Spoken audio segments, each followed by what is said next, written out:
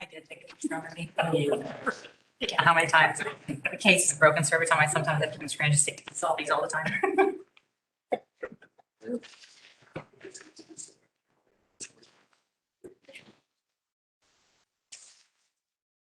Last night.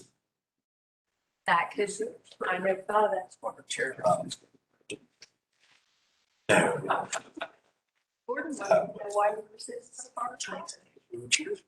I'm too lazy to move the chair.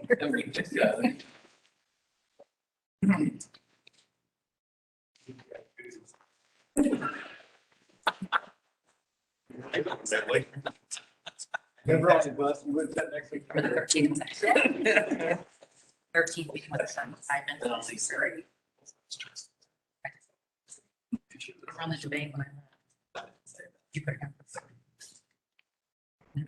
Change it. That's to be that big thing. It wasn't correct. Yeah. I just heard this.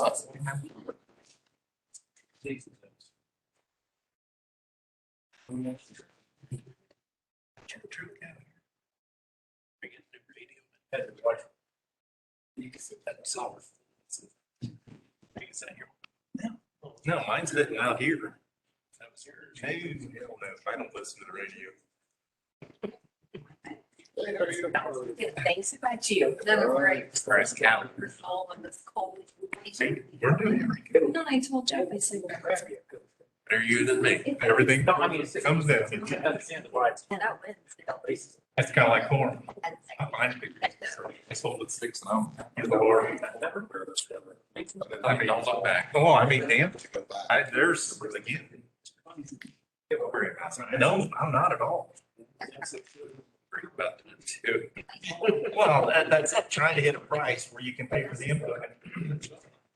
Purpose, chances are that it's not in there. That's never marketing. No.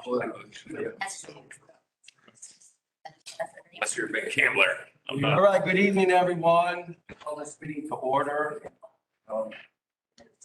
The motion to the agenda.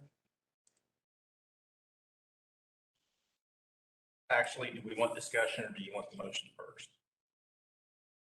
Have some discussion. I think item 7 needs to be removed. I was told I would have 8 days to review the budget before I'd need to make a decision, and I got the budget last night around 8:30. I didn't see it till this morning. Okay. So I So am, what we have on there, if time does permit. well, there should be no needs action Because again, I I've had no time to review this. Oh, I'm sorry, I was looking at KRTA, but, so what are you saying about number 7? I'm saying we just remove it and then we set a special meeting. so we have time to review. I think we have a lot of resources here though. I was told I would have 8 days. We had our special meeting, and I'd like to have my 8 days to review it. I'm just wondering. I understand. I'd like to hear from the others. We did agree that we'd have this resolved by February 1st. Monday or Tuesday. I sent out an email early this afternoon regarding the 4 items we suggested to be changed, and none of those were changed in the revised version that I received. So I really don't even know I had a moment to review it briefly. I don't really have depth questions, but the items we asked for changed are not changed. So therefore, it's not, the board members' recommendations weren't taken into consideration and changed in the revised version. So there's a lot to review still. So you don't think it would be of benefit to go over any of those things though this evening? I emailed my 4 questions. That's the only ones I have. I haven't had a time to even look depth into it. What else changes there were? Because the changes we recommended weren't made. And that's why we had the meeting on the 13th, is to make those changes. It's actionable. As long as we're not going to vote tonight, So let's leave it on the agenda as a point, but scratch the needs action. There will be no vote. Everybody okay with that? Fair enough. I think we still may have the opportunity to go ahead and do a few things. Is that the only change you were referring to there, Jeff?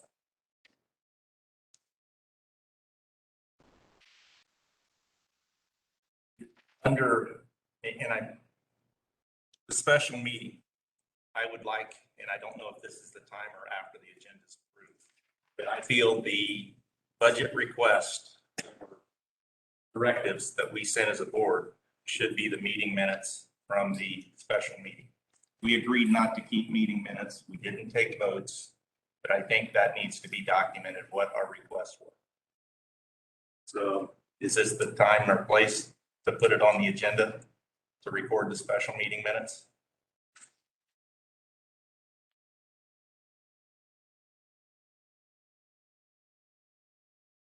So you want to have a separate, We have the meeting minutes from last month's meeting. we do, And in the special meeting, I would just like recorded what the board's recommendations for budget changes were as, so it's documented. Ryan's letters are. Ryan's list. Yes.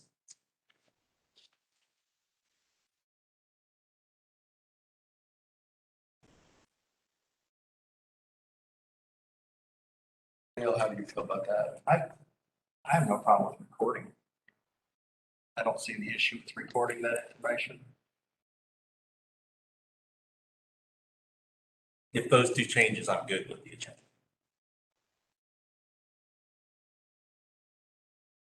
So are you making a motion? I'll make the motion with those two changes. Recording, that's not divulging any proprietary information, correct? No, Brian took that out.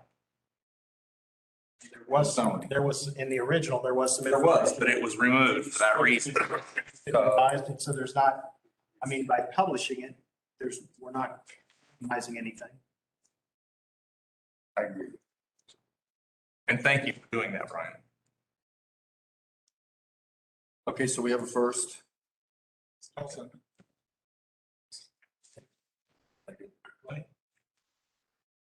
Carl said he said. So I'd say. Okay. I don't. All those in favor say aye. Opposed, say. All right, so we're good with the changes, the agenda.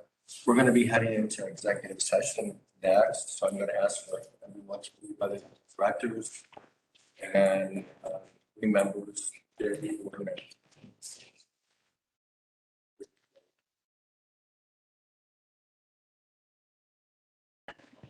Okay.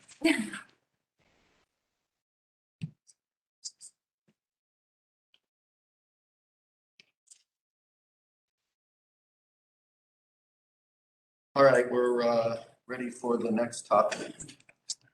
For your information. Got any question, comments from there?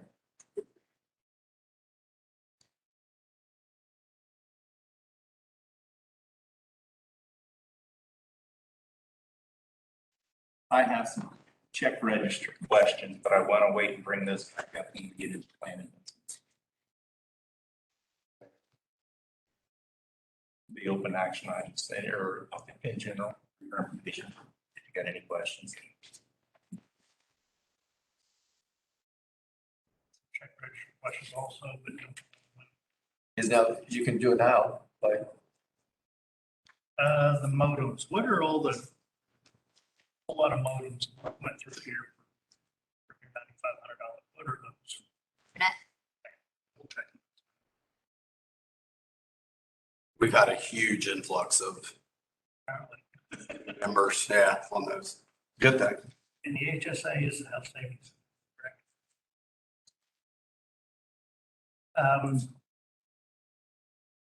I'm still trying to figure out, and this, it don't make any sense to me on some of the things, but this past month we spent almost $4,100 on ads.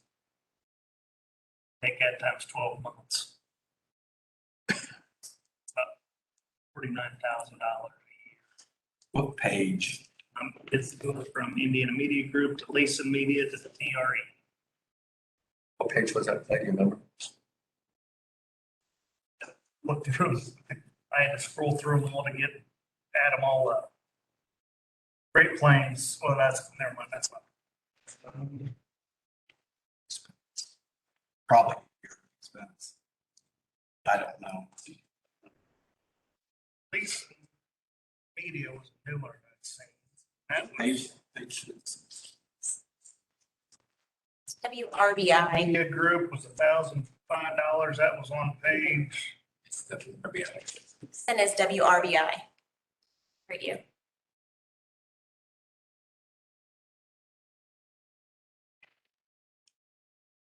I'm just trying, it seems like a tremendous amount of money to spend. I understand certain things, but it's a lot of money to spend on advertising for somebody that does not have a choice on where they get their electric from. I don't know that they're advertisements though. I don't, so I'm looking at the 1,644. Is that the one you're talking about? There's another, one. It just says under the thing, it's the general ads. That's what I'm. Yeah, that's just a generic, it doesn't necessarily mean we're advertising, right? It could be a sponsor, it could be a community event, could be a multitude of things. Necessarily wouldn't be times 12 months, right? No, it's probably a Every one-time. Depends on what. Usually not that high. Just, for instance, it was a Right. 4th. I did the math. So on the, Lee's, so I got that one on page 6. What other ones? This could be wherever the WTRE ads are, they might have been on the last page. I understand when you're trying to promote something, you're trying to 14. do some sort of event, let folks know about it.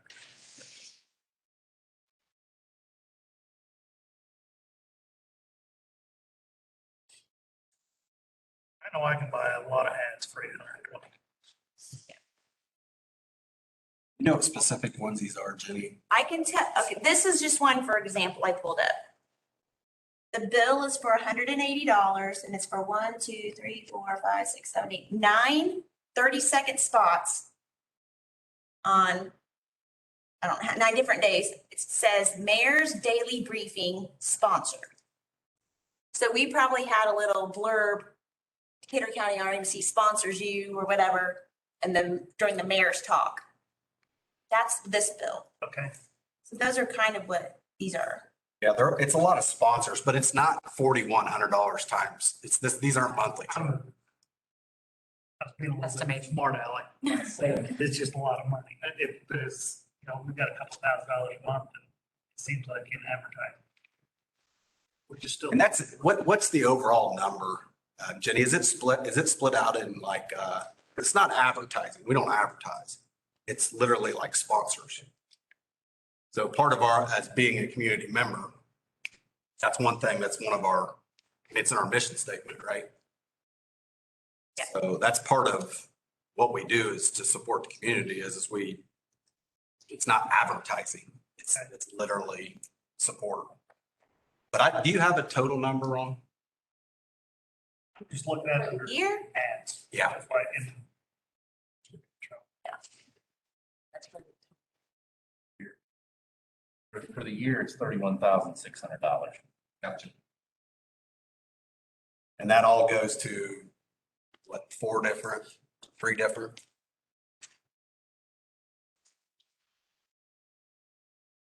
A lot of them. I mean, Lake Santee Booster or Lake Santee's book, Smoke Signals, we put ads in. So they're all just community sponsors. It's just, it's labeled general ads. I mean, we can always Can name it something. name it or put It's- exactly what we paid for in there. When I see ad, that's why I'm asking. Right, I get it. Good point. Good point. And I look at, chamber dues. Do we do, and that's the Greensburg. REMC just ain't Greensburg. Do we do anything in any of the other counties or cities? Yeah. Do Ripley County also? Yeah. Anything in Jennings? Don't think so. Used to, but I don't know that we do anymore. And if somebody gets us the information. Oh, if there was any. It comes down to you have to have somebody on. So if you're a chamber member, right, you have somebody on the chamber board. It comes down to how many can you really support as far as chambers at one time anyway. Yeah, 'cause that's a lot of money to spend on the Yep. And who's Zoho? What page? I seen some Software. software. Is that who's?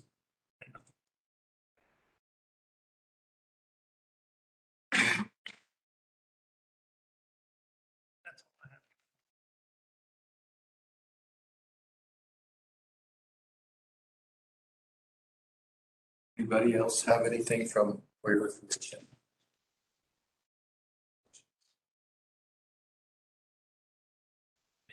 Questions too on the APJ. We get to the plan investments. Oh, okay. All right, Brad, 60-minute.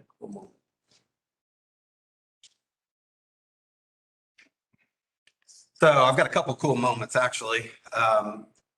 There's Dan Chuckman was a longtime user director, and he passed away about, I don't know, 2 years ago, Jason, something like that. Anyway, they did a memorial sponsorship for him or on his behalf, basically, and I thought it was kind of cool. So Waylon Case put in for this grant, basically, and won it. So we had someone from Greensburg win a grant to go to lineman school. I don't know why I keep changing to me, through Hoosier. So I thought that was kind of cool. Next one is, and I don't know if y'all saw this in the paper. It's also in our magazine, but Brian Ambrine, picture of his wife there. He was awarded the Distinguished Service to Safety Award from IEC.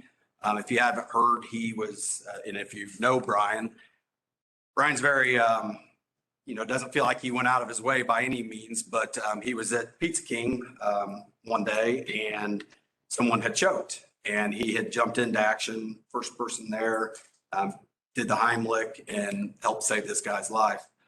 So that was one thing he did. And then he was driving, I think they were on their way to Indianapolis, him and his wife, and there was a head-on collision. And again, Brian stopped his car, ran over and helped keep the lady that was entrapped calm until paramedics and them got there. So we submitted his name to IEC and he was given this honor. So I thought that was pretty cool too. As far as safety moments, hit on trees. For some reason, it seems like we always have lines hit and things during the winter. I guess people are out cutting trees in the winter.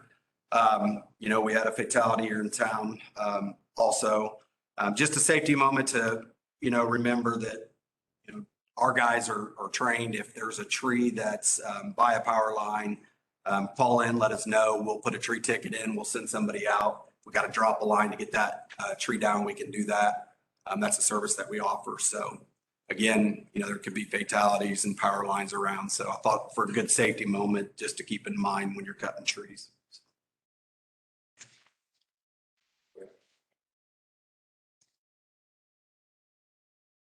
All right.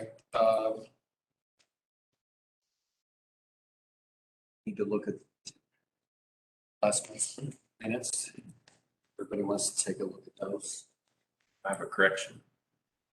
The budget discussion, I agree with all that was written, but we also said that we were going to have this resolved by February 1st, and that's not in there. Okay. Needs to be added. Brian has stepped up. I know, sorry. So I would also like it added that the new budget was to be made based on 2021 actuals.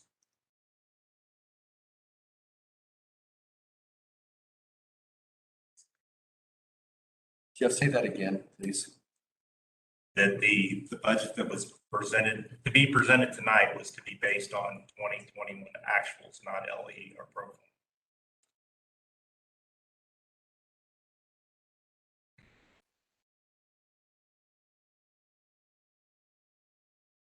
The other item I have is, and it's based on the bylaw, section 5.05, board action taken by written consent. It's basically saying any votes that are, my interpretation, any votes that's taken outside of the meeting is still supposed to be recorded. And I did call Brian and talk to him about that prior to the meeting. I think there were 3 votes this last one that needed to be recorded.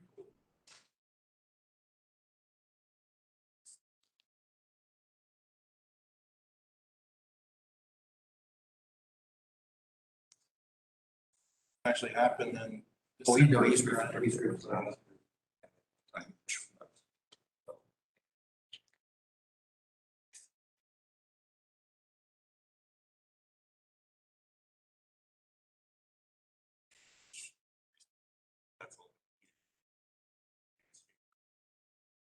Jeff, go over that one more time, please. Go over that one more time. The 3 votes.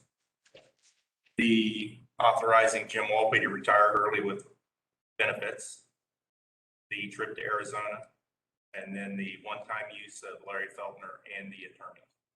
So those were done after the board meeting. But that's what it says in the bylaws. Any board action by written consent is what it's under.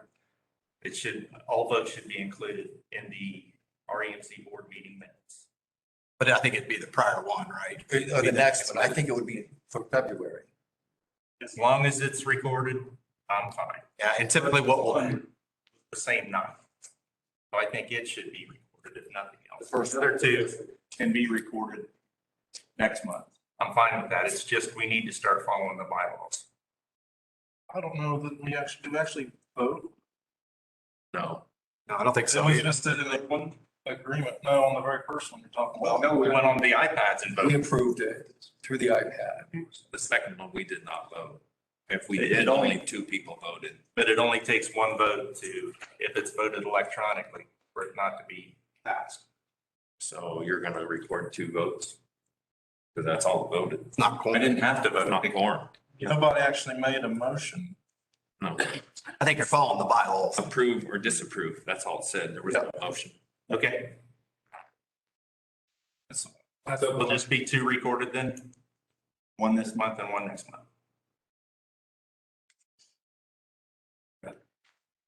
And then typically what we do is I print off every one of those from an email standpoint, and those get booked into, and that's how we've always done it, is we book those into the meeting minute book. But they aren't getting posted and they're not on the review for the meeting minutes. They wouldn't be on these meeting minutes, they'd be on next month. One should be on this month, one should be on next month, is what we just agreed to. Yeah, right. But you just said we're not following the bylaws, and what I'm saying is those are typically in that next month. There wouldn't be a revision to that. Walpe was done for our iPads at the last month meeting though, right? Correct. Wasn't that done in executive session? Yeah. Yeah, so that shouldn't even. To the iPad, so we didn't have to go back into the meeting, reopen the meeting. That's But what you I- just mentioned was an executive session. But it was a vote on the iPads at last month's meeting. Correct. It needs to be recorded in the meeting book. I'm not saying that. But it's not part of these minutes. Correct. So they'll both be in next month's meetings minutes then? Tonight's meeting minutes? So I would suggest, yeah, that's what the plan was. I mean, it was not part of this meeting that these minutes are for. Okay. And Jason, would you repeat the Brian, on the approval of the, what was it, budget discussion, we did put a time frame on there of February 1st to have this resolved. That's not included in that motion.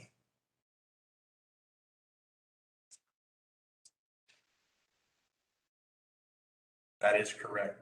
But at the special meeting, we agreed to have 8 days to review the budget.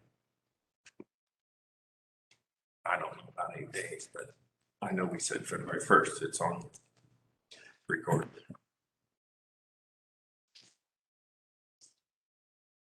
I know Jeff requested 8 days after we received it. And that's why we targeted having it last Wednesday.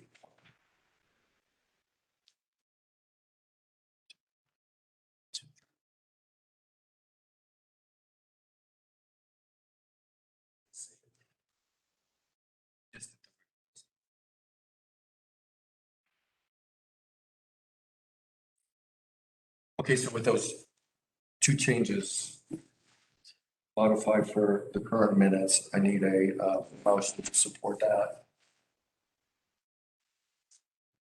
Well, so did we change the date?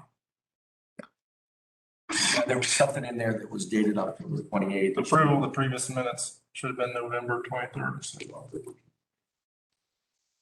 I think we also at that meeting, we said that we wouldn't close the actuals until the 20th or the 21st. It's not possible, there's not 8 days between the 21st and last Wednesday. I mean, if you wanted actual numbers for the budget, you had to wait until you had the actual numbers to update the information. And I'm good with that. I shouldn't. And I did. I want to make it clear, there's Fine with that. no possible way you could have had that 8 days ago. That's fine. But I should have 8 days to review the budget.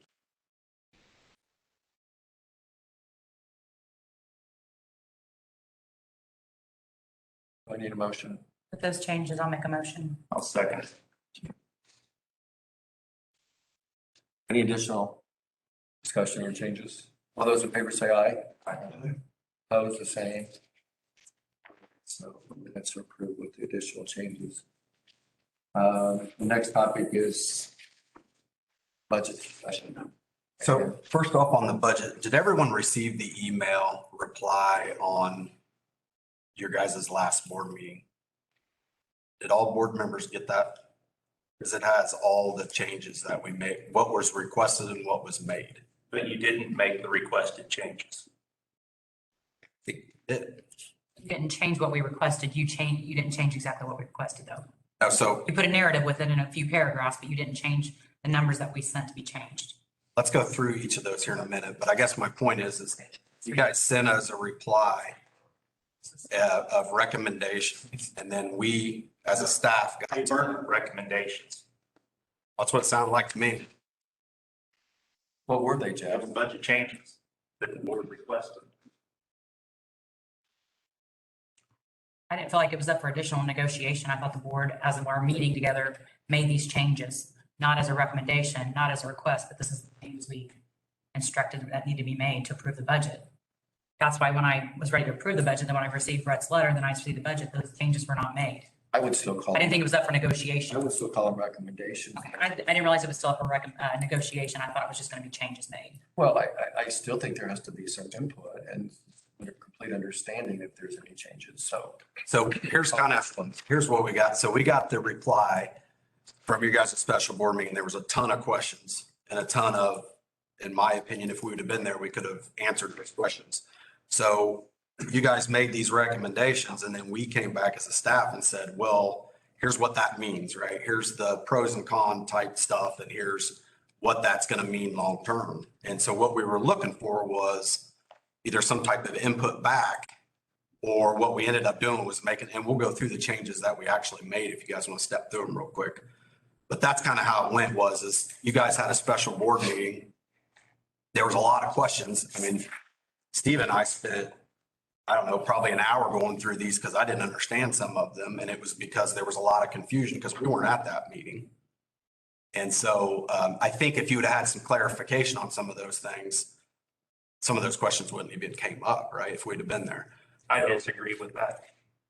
That's what the reply was. So did everybody get the reply? I did get the reply and I had requested that we had a follow-up meeting that the board decided not to have. So I feel that the board needs to have further discussion. I completely agree. And Matt, if you would, could I please have a hard copy? So can we step through these real quick? Is that fair? I think that's fair. All right, so the board made a recommendation to, and this is how it's worded, reduce the distribution plant number from 3.6 million to 2.7 million per the 2022 work plan. The board is willing to approve additional funds if needed if projects are completed. So what we were trying to explain there was you guys used the word work plan. So did you want us to take that $900,000 out of, did you want us to kill projects that we have contracts for? Because that's what it says. So I didn't know what you wanted to do. So I responded with this number was higher due to the 2021 projects that were not finished and that were spilled over. We had conversation last month on the $518,000 that we put because we knew we changed the policies and there's going to be more pole replacements. We agreed that let's just take that out. It's an uncontrollable thing. You know, if a new member calls in and wants a new service, we're going to put the new service in, right? So let's take that $500,000 out and just see where it ends up. So what we ended up doing in controllable expenses is we basically took the 7-year average, which is what we talked about last month for all the non-controllables. That didn't equal to $900,000. And that's what we stated in here, right? You guys asked to go from an arbitrary 3.6 to 2.7. I didn't think you wanted to take it out of the work plan, but that's what it says. So then we took the 7-year averages and reduced it by that 518. So that change was made to what we thought you were saying. And again, we were looking for some feedback on that one. But if you take the last 5 years average, which is all of us, it was 1.7 million that was spent annually. So that would be bumping that up almost 900,000. to go with the 2.6. Again, we went with a 7-year average, so I don't know. Well, I don't have that data. I only have 5.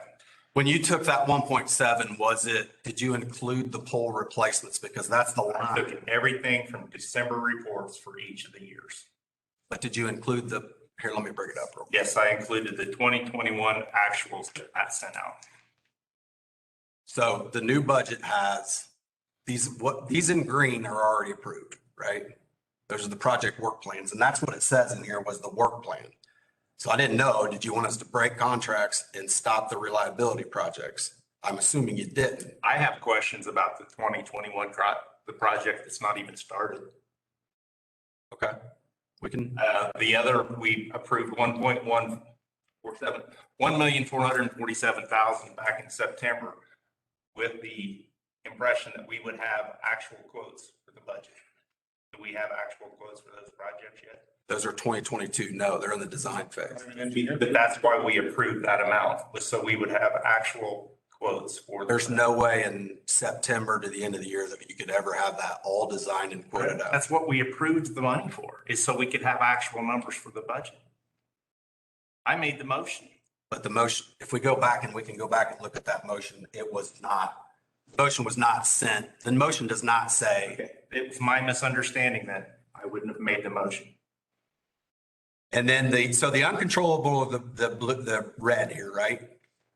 So what we did is we took a 7-year average. We can make these numbers, like I said, whatever you guys want to do. And make them the 2.7 that the board agreed on together to follow the work plan. Because when we had this meeting before, you said, I'll put any number you want in there. It doesn't really matter, even though Chris took 3 months to come up with a 7-year average.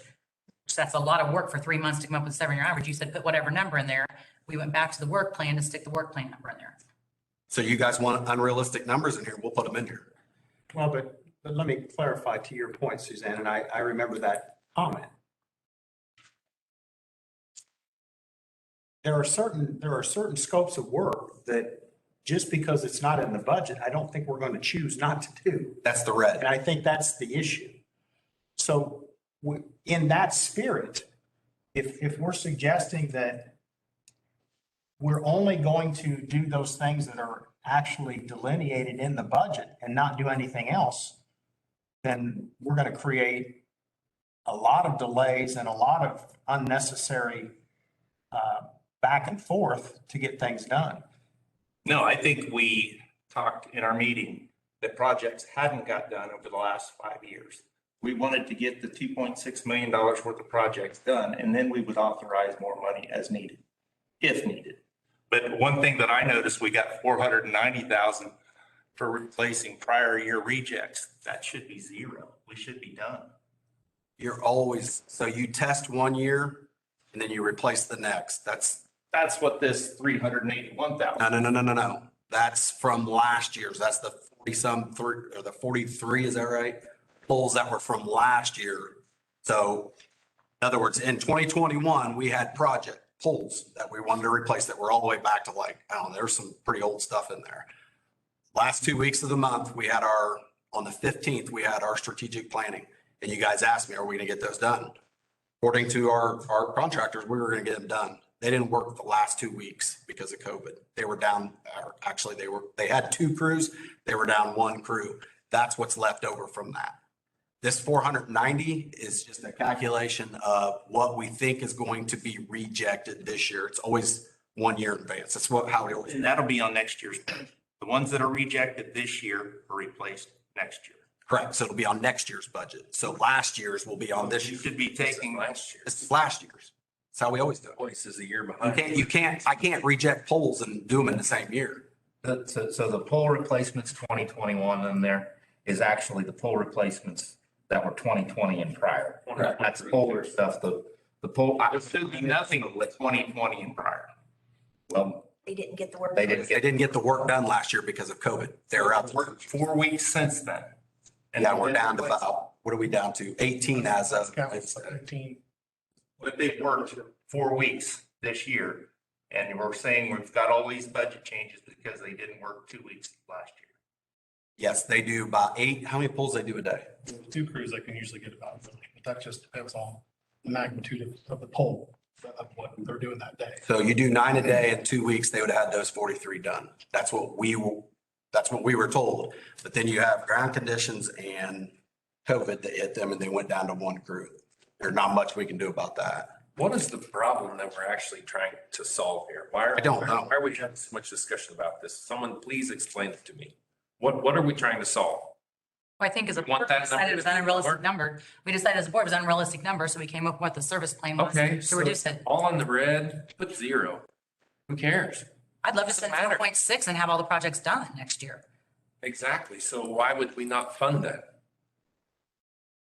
Why are we already said that we're not going to approve any borrowing until it's needed, Why right? didn't any of this show up on the reading what we received? God, I almost got it. Why did we go from 3.7 to 4.6? Why Because you wanted actuals and that worked. That's the only reason. Invoice. But shouldn't we have known that in December? You guys did know in December we weren't going to finish. We've been predicting that. The budget was based off September. In September, we thought that was going to get done. Correct. So the budget that we present to you in December was the budget as of September. When we started preparing this, we thought that stuff was going to get done. So again, what are we trying to fix? And when You guys have to be 0, we'll make it 0. What's No, I want it to be actual, but I also want it to be a budgetary They're number. giving you a 7-year average. How more actual can you get? The 5-year actual that we've actually done, Why is that more accurate than 7 years? because we haven't completed our capital project any of the last 5 Yeah, years. but these are Nothing to do with these. The red is Okay. uncontrollable. Okay. I think if we identify the problem we're trying to solve, we can solve it, but I'm not sure what we're trying to solve here. These are 7-year averages that, who knows? They could be like, they were light last year, right? They may be light, they may be heavy next year. We don't really have any control over. Someone calls and wants a new service, that's what we're gonna do. The other work plan projects are what's been in our plan.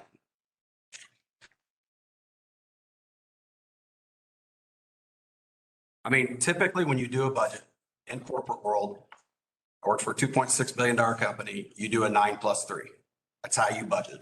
You budget on a 9 actual, a 3. That's what we've done here. 9 and 3. We ended up, and we'll go through it here in a minute if we need to, but you guys wanted to see actuals. We changed to actuals and we told you it was timing. That's what it ended up being. It's cash flow timing. What did we learn by getting actual numbers and delaying this process till the end of the year? What did we learn? Matt, you want to, I'd say it was an educational process for me. I feel like there's some things that I know better to ask on. There were a few projects that there was material costs that were higher than what I originally thought, so I learned that. In general, it was educational for me. I don't know that I want to do it again, but it was. So at the end of the day, dollars and cents, what did we learn? Were your estimates way off? Well, I have some of that. So from the all said and done, I mean, a budget, if you look at it in total. Now, some departments are higher, some are lower. I mean, it varied based off what it was. What I calculated are from the revised December 10th budget, our cash number at the end of 2022 for the budget is going to be about $100,000 different than what we had budgeted in. Higher or lower, Matt? We're actually going to be a little bit higher.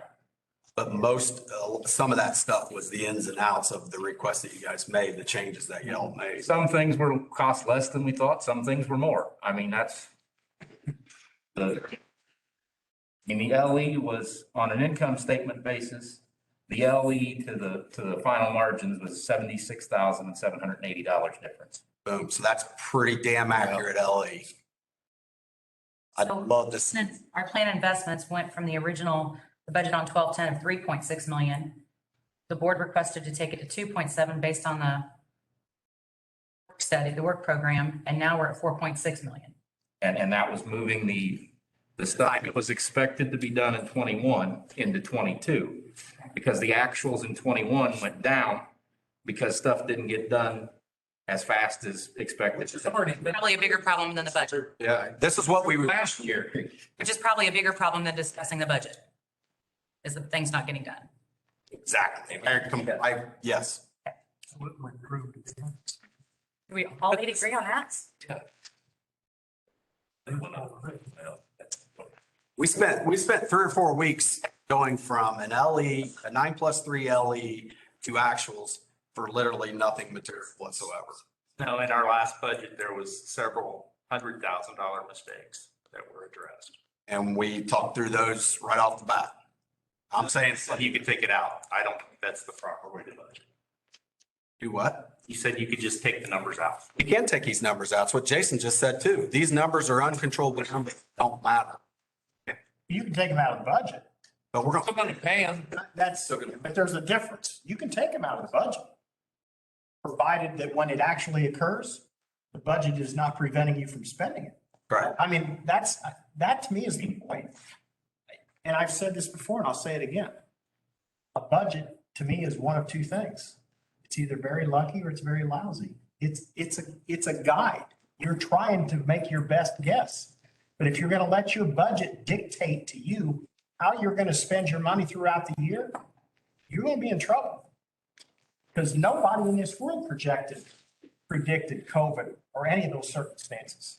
And if you're going to let the budget be your driving force and your dictating force by what you put in here, and you're not going to make those investments, So we're just gonna have a high number and have an open check. we'll have the number low. No, it's not. No, these are uncontrollable. Clay, these are uncontrollable. I don't open checkbook. Around long enough to understand some of this stuff, but you gotta get within reason. You can't just throw a number out there and blue sky on what it could be. They're 7-year average. Somebody's gotta be responsible enough to keep things in check. And that's all I'm saying. When we come in with some of these numbers that are just, this is pie in the sky, well, this is what we could do.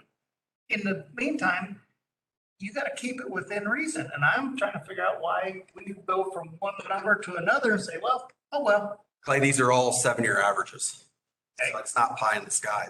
These are based upon past history of 7 years. So Clay, what, So if I'm getting this right, so last year we had money allotted for projects. The projects didn't get done. So where'd that money just disappear to? Right up there in this- Which should lower this other next year's. We didn't borrow any We money. didn't borrow the money, we put in a loan in our budget. it's not cash. Too. It's not cash. Projects didn't get done. Haven't borrowed money in how long? We haven't borrowed money since 17. So We borrowed money since 17. I came on the board in 18. So probably 18 or 19. 18 then? Okay. Did that for is us. the issue with that $4.6 million number? Is that way, you're saying that's too high, Clay? One number, we went from, we all sat here and figured we need one number. We dropped it. They had a figure. We come back and said we can do this, and now we've just doubled it. Because you guys asked for action. Now we have the actual numbers. Because they didn't get done. And wasn't part of the board's discussion of dropping it so we can have more control to view how much is being done? So we can have, because we all discussed projects not getting done after the fact, that if we drop that number and they have to come back to us and we request another million or 1.2 or whatever number we say, the board still has more information and adequate things to be saying there's projects getting done versus after the fact saying, why aren't they getting done?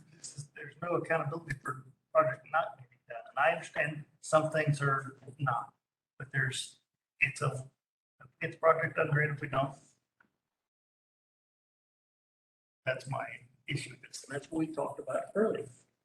Put X amount of dollars in there and if things get accomplished, then we come back as a board. Add more dollars to it. So Clay, are you talking the projects then, or are you? Do you think part of it's this, yes.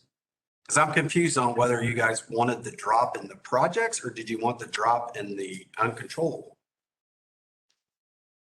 I would say you're gonna have to drop the projects. The ones we already approved. We have, but we don't have the quotes yet, so they're not started. We don't have the quotes for a project that was approved last December. So look, can I go through the quoting process? So the way this works is we'll come to you guys and say, hey, we want to restring 3 miles of line because of the age and the capacity of this. So then what we do is we hand that over to PSE. PSE, we'll estimate it, right? We'll just throw a number of, in our system, we'll actually estimate what we think. But you're estimating on no design. We have no design done at that point in time, right? We just know we want to restring some wire. some wire that was actually, some wire and design that was done 50 years ago. So those standards are completely different. So what we're going to do is try to estimate to the best of our ability what the design is going to cost without the design being done. That's what we'll put in here. Then what we do is we throw it over to PSC. They'll actually do the design work, right? None of this has been bid yet. They'll actually do the design work. And then what they'll do is they take it and for our US requirements, we don't have a choice here. It gets bid to 4 or 5. At least 4. That's a government requirement. So the design will get thrown out to at least 4 and you don't have a choice. You take at least 1. You don't have a choice. That's a government rule, right? So then we grab that at least 1 and that's what we will move off of. So the whole bidding and non-bidding and all that stuff, none of that really comes to the board because there's a process that has to go through. And again, Brett, we approved 1.179 last December. And now we're finding out we're going to be, you add the 1,089,000 and the 400,000. We're now finding out we're $300,000 over budget. We've been talking about timing for That number didn't even show up on the previous budgets. that 1089. Yes.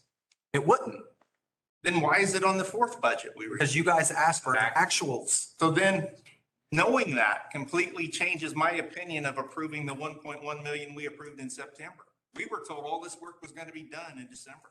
Because we thought it would be done. We were told that again in October. We haven't even started. We don't have quotes. We don't have quotes because the design's not done. Then how can it, okay, I've discussed enough. Well, I mean, I think we all need to understand how this process works and what this is. We did what you guys asked us to do. But there's major problems in the process of getting things completed. I'm not going to disagree with you on that. Then that's where all this root cause goes back to. We approved money for next year in September based on projects being done. And there's no way from September to January you'll have designs done. No, I'm talking about the $1 million of projects last year that aren't even done. One of them not even started. We did, but it's not done. But it would change my mind because we were told it would be done by December. As a board, that's what we were told multiple times. There's my frustration. That's fair. So I need some time to digest the budget and then. I'm good with it. Yeah. So that's the first, the CapEx. So then it says remove lighting superintendent for now. We'll review in July. That was all done. Salaries, benefits. So that change was made. Number 3 was the board only approves the trainings listed in the narratives. If the training dollars are unused, the board will need to approve any additional training not listed in the budget. The board will also request that the employees follow the same rules as the board in regard to training if they don't already. We already do follow that. Then I came back and I listed, here are the trainings that are not in the narrative that we highly suggest that we keep, so our folks can be to do their job. But then we gave 1, 2, 3 that we took out. Again, we were looking for some feedback on, are you okay with these ones staying in here? We're taking these 3 out for sure. So we did make that change. And then I showed the review of our tenure. So if you guys, and I will see it here in a minute, the KRTAs, but if you look at our tenure here with my employees, it's way tilted this way. Normally you'd see a bell curve, right? It's way tilted as new. We need to be training our people. We should be spending some pretty heavy dollars in that area because of our tenure. And so I put that. Change 4 was going to forward the board. The board would like to approve, disapprove of interns being hired and grant money dollars being awarded. I basically just explained there that usually you can't get a grant until you actually have a job posting and a hire. So that would be almost impossible. The board approves professional cleaning services once a week. So what we basically said was, if we do it once a week as opposed to two times a week, they're just going to spend longer to clean the place. And it's going to cost you the same amount of money. The other thing is we went from having this place cleaned every single day to twice a week and saved a good chunk of money by outsourcing this. And so we had 3 in the budget because we thought that's what it was actually going to take. We've been doing since last, I don't know how long, Like October. probably since October, we've only been doing it twice a week. And it seems to be working. So we made that change in the budget and we reduced it down to 2 because we feel like if you reduce it to 1, it's going to take them a lot longer to clean it and it's going to be the same price. So that change was made. Next one was the board would like projected or performance numbers in the budget replaced with 2021 actuals. We did that. If possible, the board would like to see these changes by January 20th. So that was the request, was January 20th. So here was the thing. I basically came back and said, I met with my team, me and Matt got together. We said we're not going to have stuff closed out and ready to go. And then I listed, here's what we have going on. So we have a RFP project that's huge that we're working on. We had the Hoosier rate training I sent my entire team to. We had a company ops review. We had the board meeting prep for this Friday. We had to close the month in for the 2021 or year end, basically. We're working on, we got 2 requests through email on debt and payroll questions that we worked on those. And then we also talked about the fact that, and Matt, I don't know if, and then in the meantime, Matt gets quarantined. I hope you don't care I said that, but so the point is there was absolutely no way possible we were going to be able to get it to you by the 20th, which still wasn't going to be the timing. But anyway, so the 26th, and we ended up getting it to you later that day. And those were the changes that you guys asked or the changes that we made and the recommendations on some of the questions that y'all had going through it. Actually, there was one more that didn't make your list. The annual meeting. No, the approve a succession plan for the staking tech. Because I feel like that is something that should be handled in an executive session. That's my plan, is to handle that in executive session. Should have been on the list. I was not going to do that for legal reasons. Personnel, well, I'll get into it later. Talk about that in executive. What else while we're in? Have any other? Comment on the training and development. You say you need training and development. Yep. Well, my feeling is that you do not need to spend $112,000 meetings and conferences. So maybe you use a little of that money, go to training and development, cut back on the conferences at like Boston or something. So what's your decision or thought process on that? If you're going to have more training and development, you're going to have to take it someplace, aren't you? So that leads me into, I really need an understanding from the board on, so I have a CEO conference. The design of the CEO conference is to bring CEOs from across the United States to basically discuss it. So we're going through more change in this industry than we've ever seen. We're bringing CEOs across the United States together to break out and try to solve some of these challenges that we have. Our group, our staff is the youngest in the industry as far as tenure. And I had asked the board, the dollars for the conference and the hotel was in last year's budget. It was booked. I had asked the board, can I get my flights? The budget's not approved. Can I get my flights? And I got basically an email back, one saying disapprove, one saying approve, and that's all I heard. So it's very important to me as far as how I manage going forward on what the board's view is on that. I mean, if we're not engaged in events like that, I don't know how we meet the mission statement. Those are where we're actually sitting down and solving problems across the United States with the leaders around the United States. And so I just need an understanding because I'm not sure. Are you telling me not to do any of that to solve some of these challenges the industry has? I'm just saying that it takes $112,000. You've got 27 employees. Some of that is required by OSHA. Some of it's required by lineman standards.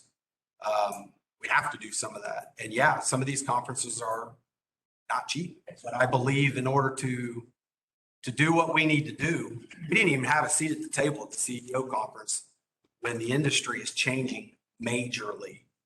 We got member expectations that are changing, portfolios are changing, And we didn't even have a seat at the table to discuss that. And the way these are designed, it's not training. You're literally breaking up into, this is the topic, into these different groups. And then CEOs go into what topics they feel like they can provide the most value into. And you go in and you're discussing these types of issues. And again, we didn't have a seat at the table for the cost of flights. I'm just looking. My focus, you need to figure out why these projects aren't getting done. I could probably learn some things that would I help. think you need to be here figuring it out. We already know. This is 5 years of projects that haven't been done. This isn't 1 year. Pat, you got anything to add to that? I can tell the story of last year as far as 2021 and learning lessons off of it, as far as what identifies from getting the budget approved to getting a new relationship with a contractor, engineer, and the time it takes to get that done, to the time it takes for that relationship to be built, where they can, and they actually design it. From that point, we can't order materials until we know what materials are needed to order. For the time that it takes to bid the job, so the contractor can come in and look at the job and make a decent bid on it, an educated bid on it. I mean, by the time we got that done in 2021, it was already almost to the mid part of the year. So Pat, the root cause I think that I thought you were going to go was I asked for a line superintendent this year because of, I actually shadowed Pat for about a week and a half, and Pat's taking calls all day long from members, from his crews. Pat's firefighting and taking phone calls all day. He has absolutely no time to manage these projects whatsoever. And I stated that in our budget, and I justified it in our budget. We had a line superintendent, right? That person's no longer here, and we said, let's try it. What's it hurt? Let's try it.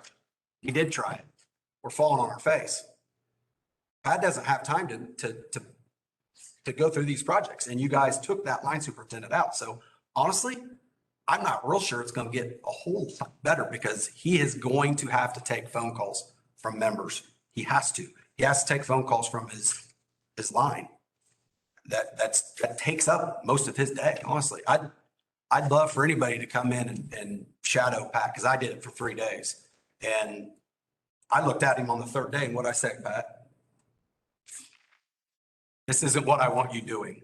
Oh, it was coordinating with electricians and a member and the building inspectors to get a job completed, like a typical job that has to be completed. It takes somebody to coordinate that, all those parties, and schedule with my crews. And I was on the phone, and he come in and he listened to me, and he listened to me about 5 minutes, and I finally hung up. He's like, that's not what I need you doing. Who's going to do that? Pat, can you go through a typical job and how many people you have to coordinate in order to drop service and get a job done on a typical time? No, I mean, for instance, if somebody wants to call in and do a temporary disconnect for repairs on their side, you know, I have to take, first off, I have to make sure I know what they're doing. I have to make sure I know whether or not I have to send 2 or just 1 person there. Depending upon the work involved, if something has to be clumb or not clumb. It has to be coordinated with their electrician, like if it's something that has to be inspected. They have to coordinate it through the building inspector as well, make them do that. So, I mean, I've got, usually on about any project, I got at least 3 parties coming together, converging at the same time. Make sure that we're doing the things we're supposed to be doing. I mean, that's just one of the small ones. And I'm the person who coordinates all of it. I'm not hinge point. So we actually talked about having I'm used to having a war room for projects like this.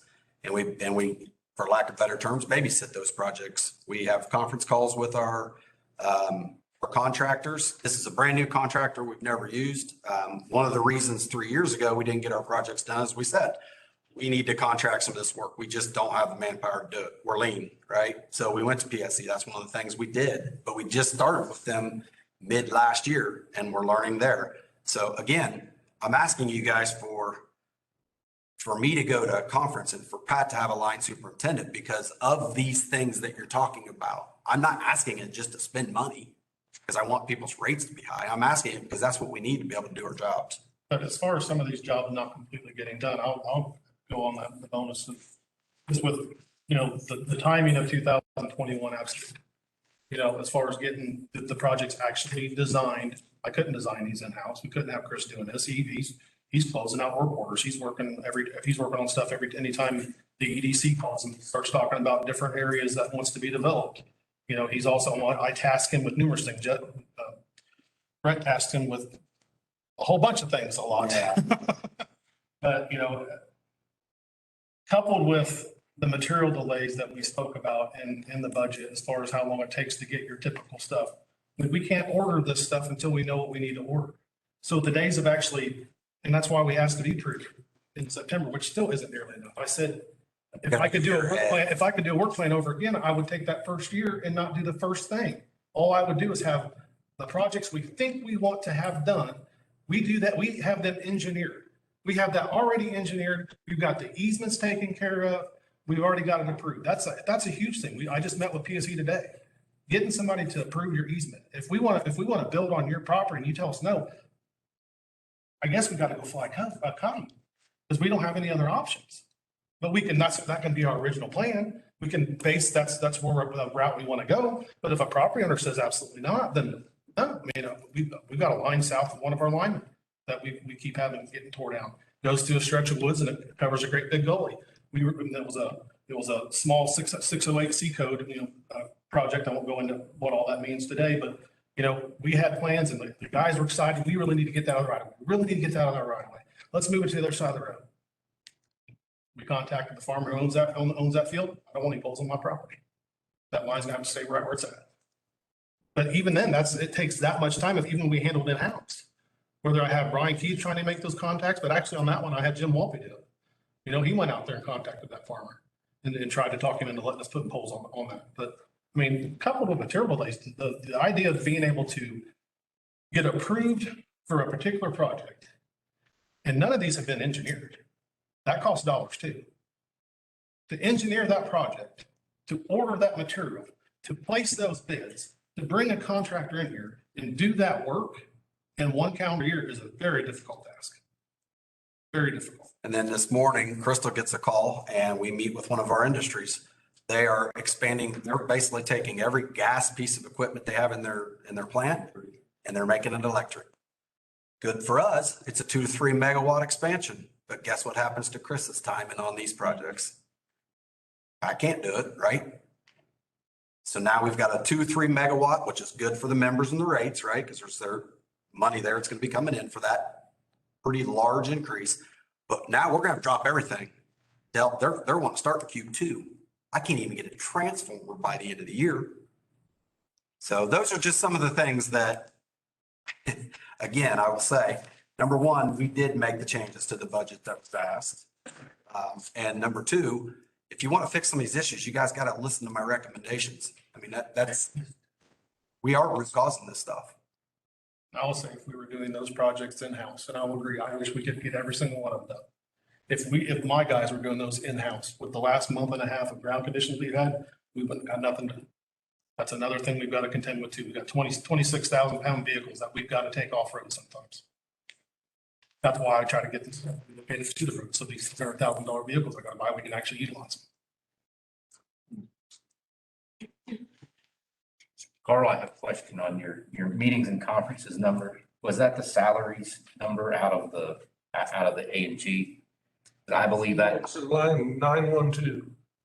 Yeah, that's the salaries, essentially. So that's the time like we're spending here today. It's the employee time in every meeting we would go to, like this meeting, the employee meetings, safety meetings, and the training meetings that you talked of. So those aren't dollars for Training meetings, wouldn't that be down there on the bottom line at 922? It depends on what the meeting is. Yeah. If it's if it's a development where we're learning something new, it goes on that 922. If it's an employee meeting or a safety meeting or this meeting, all of us will put our time to that 912. If you read the PDF that I sent you guys today, you'll see just how a little bit of a nuance can change where it gets coded. And it's very interesting how they tell you exactly where to put it, but I'd say Jenny and I could go to the same thing and we might both classify it differently. So it sometimes varies there. So to your point, yes, some of it's there, but probably some of it's up there too. And just like, so an example of that would be Chris and I get a call from hometown and there's some legal issue or something, right? And I spend half the day on it. Well, half of my time is going to get coded to hometown, which is going to increase the hometown's cost, but it's going to decrease somewhere else. And that's the thing. That's why when we did the budget, we always show here's total salaries year over year in budget. And then here's benefits year over year in budget, because it's all allocation, right? It depends. If Crystal was in the back today with the guys for a big part of the day, right? That's probably not going to get coded as necessarily in her department. So those dollars switch. So is there an issue in overall training dollars we're spending for our employees, Carl? I mean, is that you suggesting that it's too much? I'm just saying it's kind of something for members to look at that they were going to conferences and meetings for $112,000. But that's their salaries for something different. Well, I'm just understanding. We're not spending that much on something. But again, I will suggest that some of the greatest assets we have are the people that work here. And if we're not going to invest in the people that work here, I was talking to Crystal earlier regarding the situation that Brett was just alluded to. I mean, we want Crystal well-versed in that. So when this comes up, she can speak and take care of our member to give them the best information to make their decision as efficiently and effectively as they can. She's not necessarily going to learn that just sitting in her office over there. And there's our tenure right there, metric. Yeah, Dale, I'll piggyback on that. I mean, education is help us be successful.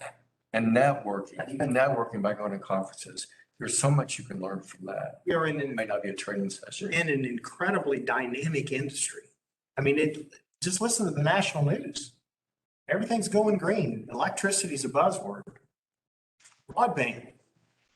Those are the things we need to be looking at. I mean, I want these people as well versed within reason as we can be. They shouldn't have an open checkbook. I agree with that. I understand. But if we're not going to invest in them, then we probably have the wrong people in those positions. In that CEO conference, they had a broadband task force type thing where these guys, and what they were talking about was successful ways to reduce the overall CapEx to do a broadband project. I can tell you, we had our first readout to look at what it costs to do broadband. That'd have been a nice meeting or breakout session to been in. You know, to go from a $42 million project, we could have saved 2 or 3 million on that if I'd known what I didn't get to hear.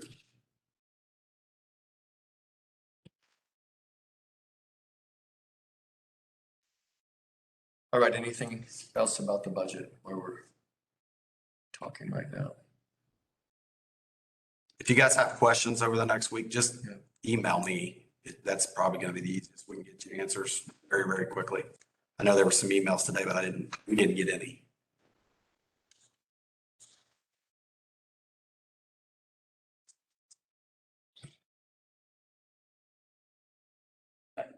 It's 8. Let's do it. Go ahead and do it. Yeah. All right, we'll go to the next topic then. The KRT report. Actually, do you mind if I do the strategic stuff first?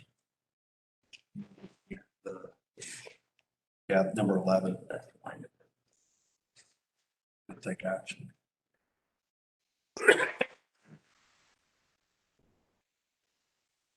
mean, it doesn't matter. Let's just go to the KRT. Okay, that's fair. That's why my team's here, so.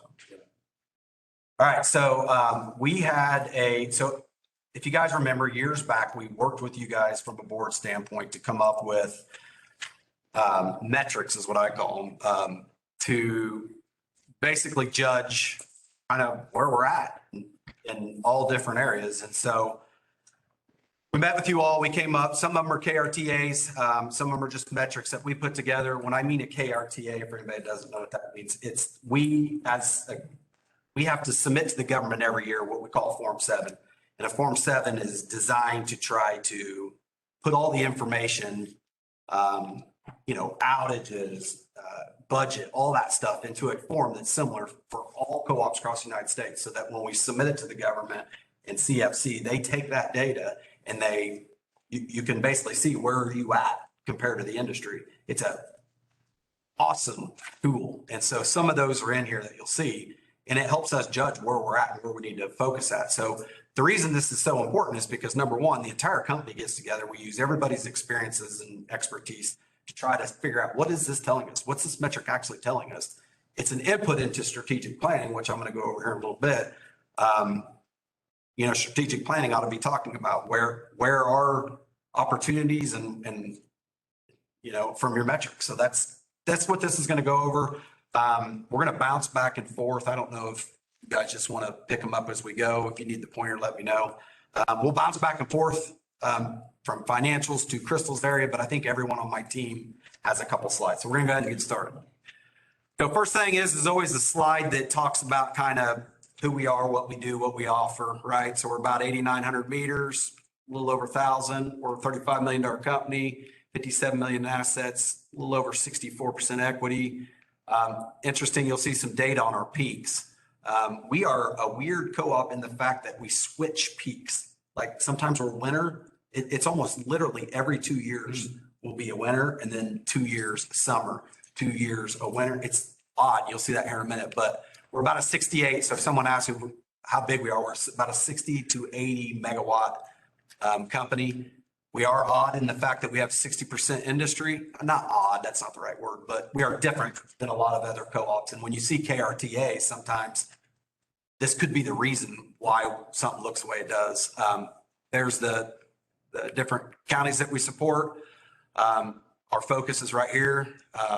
We talked about community, some of those ads and things, Clay, that you were talking about. It's because that's part of our focus, right?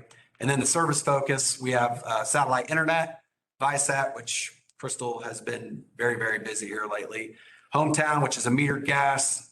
I told you before, we do tree trimming. So if you have a tree that is in the lines and it's a danger tree, call us and we'll take care of it. We offer Smart Hub, residential and CNI, and then call before you dig.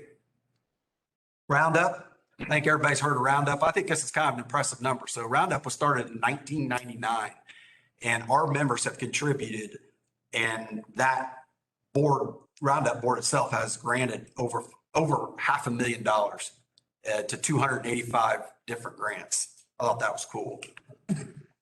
Crystal, you want to go over this one?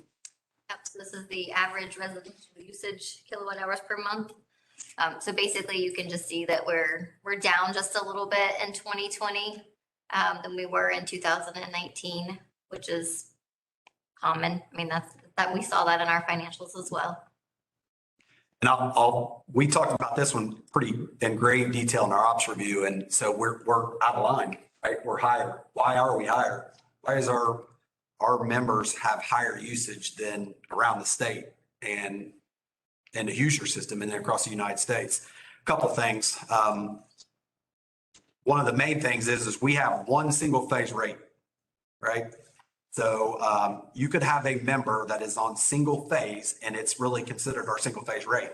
They could be a large user, right? They could have a large transformer up there, but still be considered that single phase rate. Whereas other RMCs have a residential rate and a general service rate. And in the cost of service study, they break those apart. That's something we're going to kind of look at when we go through this next cost of service study. But we believe that's one of the reasons. Now, we're not that much different if you actually look at the numbers, but we are a little. And this is the same thing, annual growth in kilowatt hours sold. So you can see that we're down a bit from a little bit more than 19 into 20. All right, so this is the Hoosier load data. So this is just energy, right? So what's energy look like? You see the green is total, and then you've got the blue is wholesale. So that would include commercial, residential, all those are thrown into the blue line. Then you've got the industrials, which is the orange line, and then you've got our transmission right here. The main thing from this story is we're pretty flat, right? As far as energy, it's fairly flat. And we'll jump over to what I was talking about a minute ago, where we flip-flop from summer to winter. And you can see, so in 2014, we peaked in January. 2015, we peaked in January. 16, we went to, what is that, August? 17, we were August. 18, we were January. 19, January. So my guess is 2021 was probably August. I don't know off the top of my head. Was it June? Okay, I just- close enough.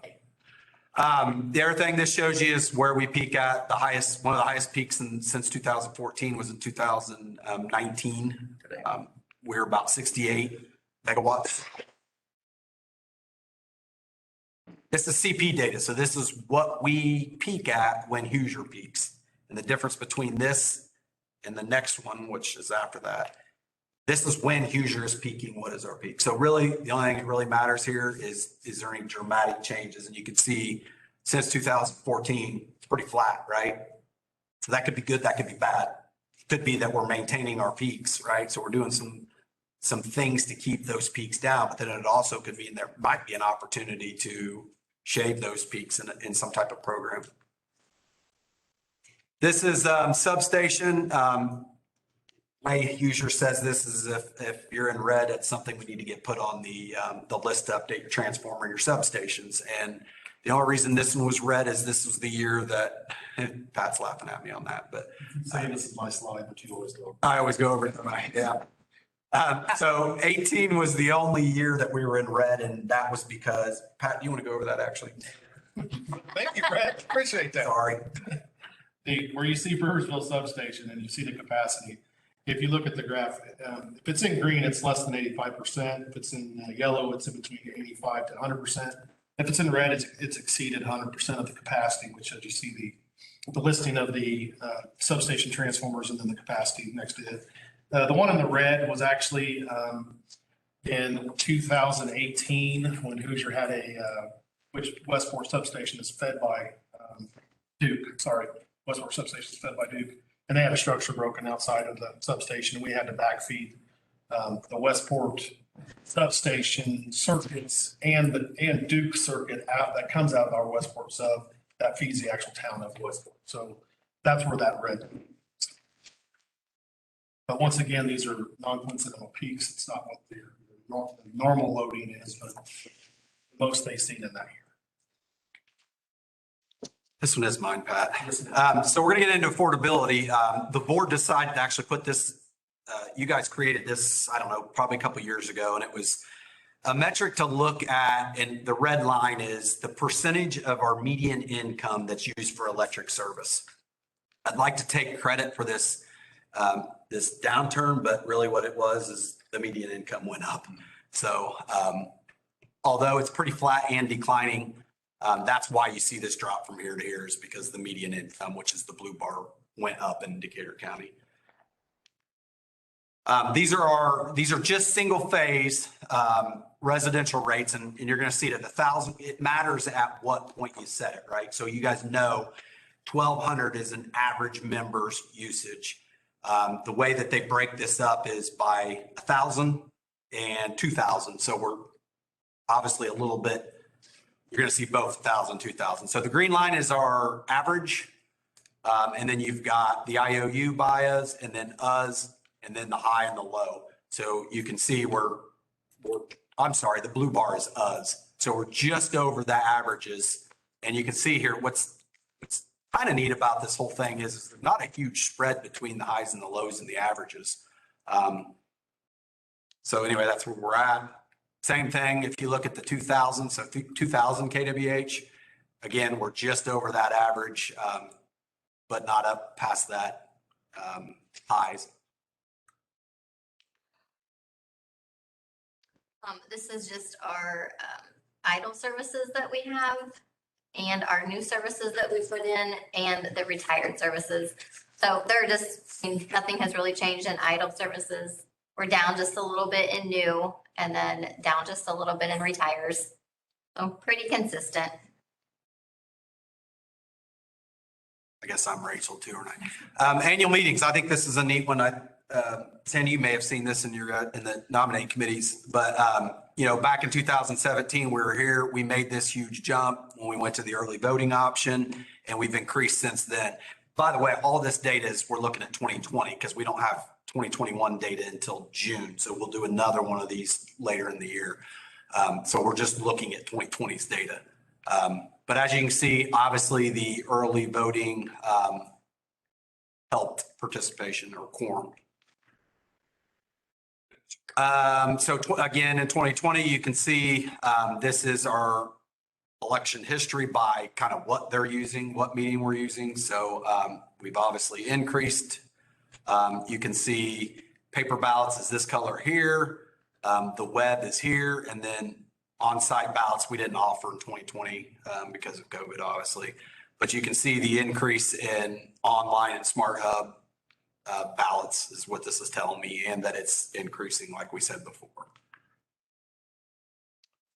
This slide represents our daily SADI and the Team Ed, which is the orange line that runs horizontally across there. If somebody would like to learn the algorithm of Team Ed and SADI, then we can find somebody that can explain that, because I'm not your guy. But you'll see that we've had one major spike, which would have been April 8th, which we had high winds that day. So for the most part, it was relatively consistent, a few little bit bigger spikes here and there. But on that one particular storm, we had outages out of every substation except for the Jennings metering point, and the Brewersville area got hit significantly. The next slide is our lost consumer hours per member. So the green represents the consumer hours per member without power supplier or major storm.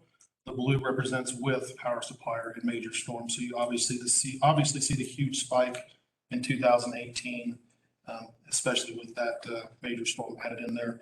But if you look at your green line running horizontally in a downward fashion, it looks like we're trending in the right direction. The government has us basically report on two metrics when it comes to outage. One is with total everything, and then they want you to take out power supplier. So that'd be huge or out transmission outages, because obviously we don't have total control over that. And then major storms, because you don't have a whole lot of control over that either. So they take those two out. That's the green line. That's the main one that we pay attention to. And so with the next slide,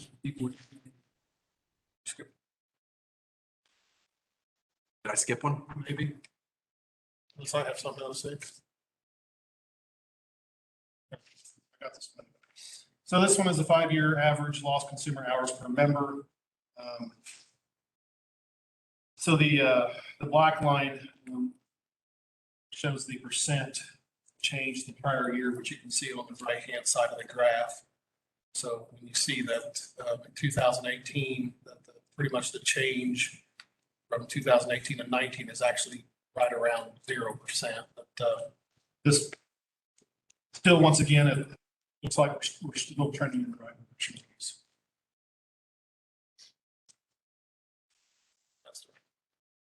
This one here is just simply the number of outages.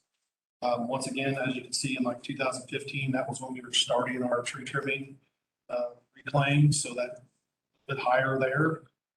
Once again, 2018 shows its face. I will say that with the green, that's without power supplier or major storm, that we're still pretty high.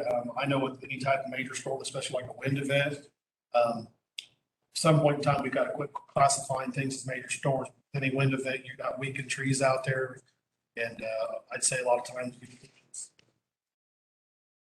outages that probably were originally caused by the storm, but really didn't cause the outage until a couple weeks later. So we usually take, there's a little bit of aftermath after the storm. So. And 18 was the ice storm, if everyone remembers. This one here is the 5-year average of number of outages. Once again, the black line shows the percent change from year to year. It's still trending in the correct direction. This one here is our lost consumer hours per member by cause.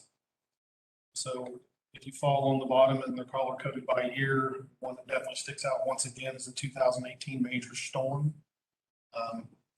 Then the next ones you start wanting to look at maybe is the trees. So the big spike, which was in orange, that was 2015.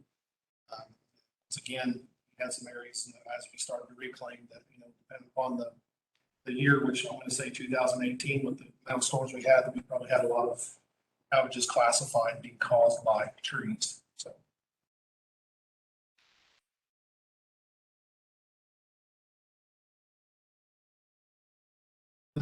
Okay, this.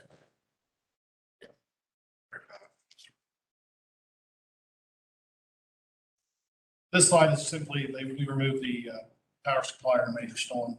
So once again, you can see that a little bit closer as far as the differences as far as the trees and the years in particular. So I like to see that other than the 2018, we're starting to really trend in the correct direction. So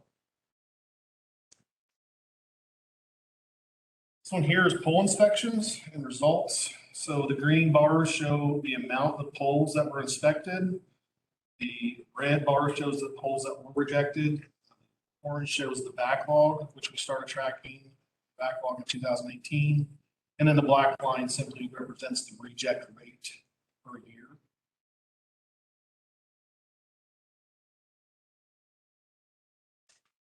This is the graph for lost consumer minutes from a pole that's condemned. This was caused, I can remember one. It's two. The one I recall was one, there was a large tree limb that fell across the secondary wire, which broke the rejected meter.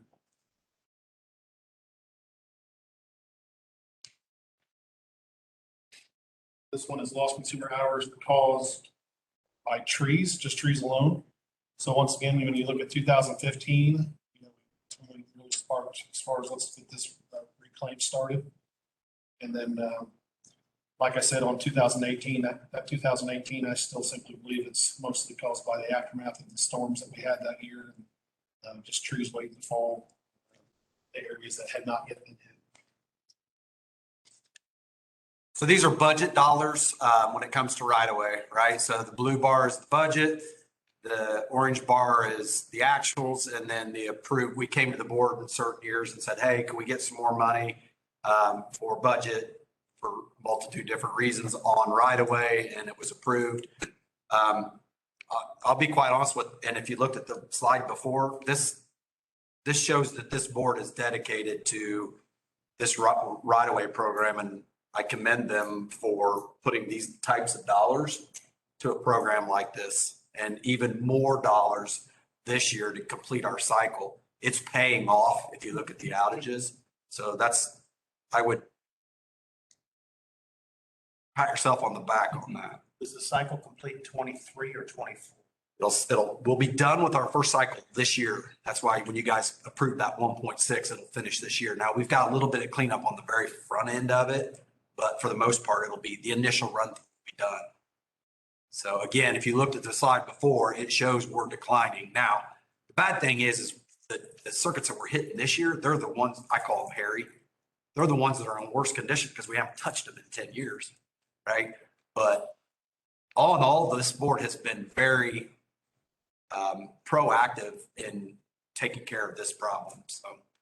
So when we complete that cycle, while we can't ignore maintaining it, the cost associated with maintaining it after completion of the cycle is significantly reduced. That's going to be a very interesting number. Because of vegetation growth? Well, the cost of tree trimming is going up and up and up. It's like everything, it seems like. So that's closed it. It's definitely going to come down from any of these numbers, but is it going to be half? I highly doubt it. We'll know because mid this year, actually, Chris is going to go out and start getting the ones that we start to get back to the cycle again. And we'll be doing trimming, side trimming and mowing, not a lot of tree removes. So it'll be interesting when we get the quotes mid this year for the next year, what that looks like. We'll have a better idea. I doubt it's half, but it's not nothing this time. Matt? All right. My first slide is our blended interest rate. Our interest rate is the top line. We have a hair higher interest rate than the other co-ops nearby because historically we have taken long-term fixed rates. In the last few years, rates have dropped and we have borrowed less money the last few years than some of the others across the country. Power cost is a percentage of the revenue. This is what percent of every dollar goes to pay for our power. Now ours is higher due to our industrial and our IPT rate. The next slide, I believe, takes out our IPT. So we're still higher than pretty much everybody across the country, state, and in Hoosier, but it's a little bit closer. So more of every dollar goes to pay for power here than pretty much anywhere else. And you'll see this in a couple slides here in a minute, but what that actually means is we're left with, if you look at gross margin, we're left with a lot less, is what it's telling you. Our power costs are lower in general than the average end user. But this tells you that every revenue dollar is a lot less. So in other words, you're left with a lot less money. You take revenue minus power, and you'll see that show up here in a minute. Next, we have capitalized payroll to total payroll. This comes back to one, are our line crews working on capital projects? Are they coding their time right? I mean, it could be any number of things as to why it's lower. I would assume it's because we do more maintenance type work and we are contracting out more of the major projects. Some of it, I think historically, and this might be a good board discussion at some point. Historically, we don't capitalize as much as other co-ops. And in my personal opinion, I don't think that's a bad thing. But that might be something we want to discuss. It impacts your income statement. For the long haul. I mean, I always would rather capitalize less than more because it means that historically, from what Jenny's told me, they used to capitalize pens and pencils and stuff like that. But we don't do that anymore. But a lot of the other ones in the US do. And I think that's really what's driving this is the fact that, if the board says, hey, capitalize more, we could probably put this in more in line. But I think Matt and I's opinion are it's probably a bad thing to be capitalizing less and running it through the expense or the income statement. Do we have a fixed capitalization policy amount and? No.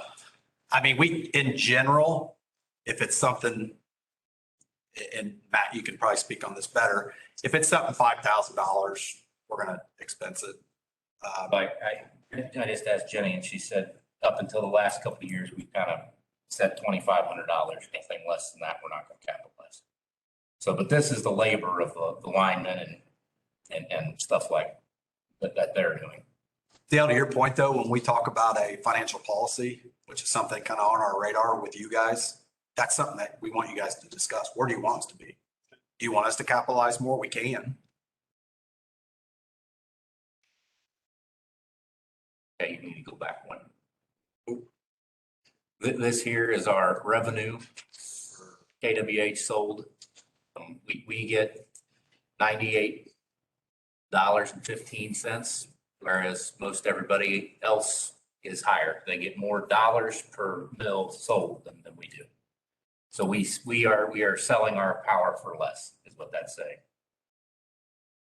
And this is when you take out IPT, we're still significantly lower than everybody else, but it does increase. So essentially, Matt, say that one more time, would you? So when you take out IPT, it's higher charge. Because I guess I always looked at it, everybody gets their power in a barge, they just use a whole barge at a time. It's cheaper to deliver a barge full versus half full barge. So. Next is controllable expenses per mills. And our controllable expenses are 1534 per mill, whereas most everybody else they have more dollars that they spend on controllable expenses than us. We also, I believe, have this one without IPT as well. We take out the IPT because the nature of that is so much different than everything else. We feel that it doesn't necessarily reflect. It skews the KRT data is what I would say. So this takes them out and it shows that our total controllable expenses is 20, which is still significantly less than our supplier, the state and the US. And that goes into, just the discussion we had about budget, right? We're in pretty good shape. I'm going the right way. Not there, no, other way. Okay, this is our Form 7. It's the dollars per mills. If you look at the far right, you can see what the state of Indiana has, and then the one next to it is the 2020 for us. But our revenue is $98.15 per mill. The rest of the state is getting about $117. So they're charging more than we are on a power basis. Then the next thing you have is our power costs. Power cost is $71.71, whereas the state is $77.93. So because we have our large loads, we get cheaper power. So then you have your expenses. We're at $15.34. The state's at $24.05. Depreciation, we're about half the state at $4.25, and they're at $8.41. Our taxes, $1.75, they're $2.08. And then interest expense, we're $2.24 and they're $2.96. So we have at the end of the day, so our gross margin, we have $26.44. That's our revenue minus power. And then our actual, at the end of the day, operating margin, we have $2.86 left over, and the rest of the state has $2.07. And then the next slide, I believe, also will show this minus the IPT, as that does skew things. If you take them out, our revenue is $1.08 per mil, and our power cost is $74.48. It's still less than the state. The state numbers there don't change, but so that leaves us with a gross margin of $34.06, where the state has $39.57, and our operating margins, then we have $2.91 we make, and they make $2.07. So. Yeah, this slide here is very interesting. We talked about this a lot. And honestly, what I conclude from this, you look at our departmental expenses as a percentage of total expenses, we are almost 2% less than the state. Our power costs are almost 3% less than the state.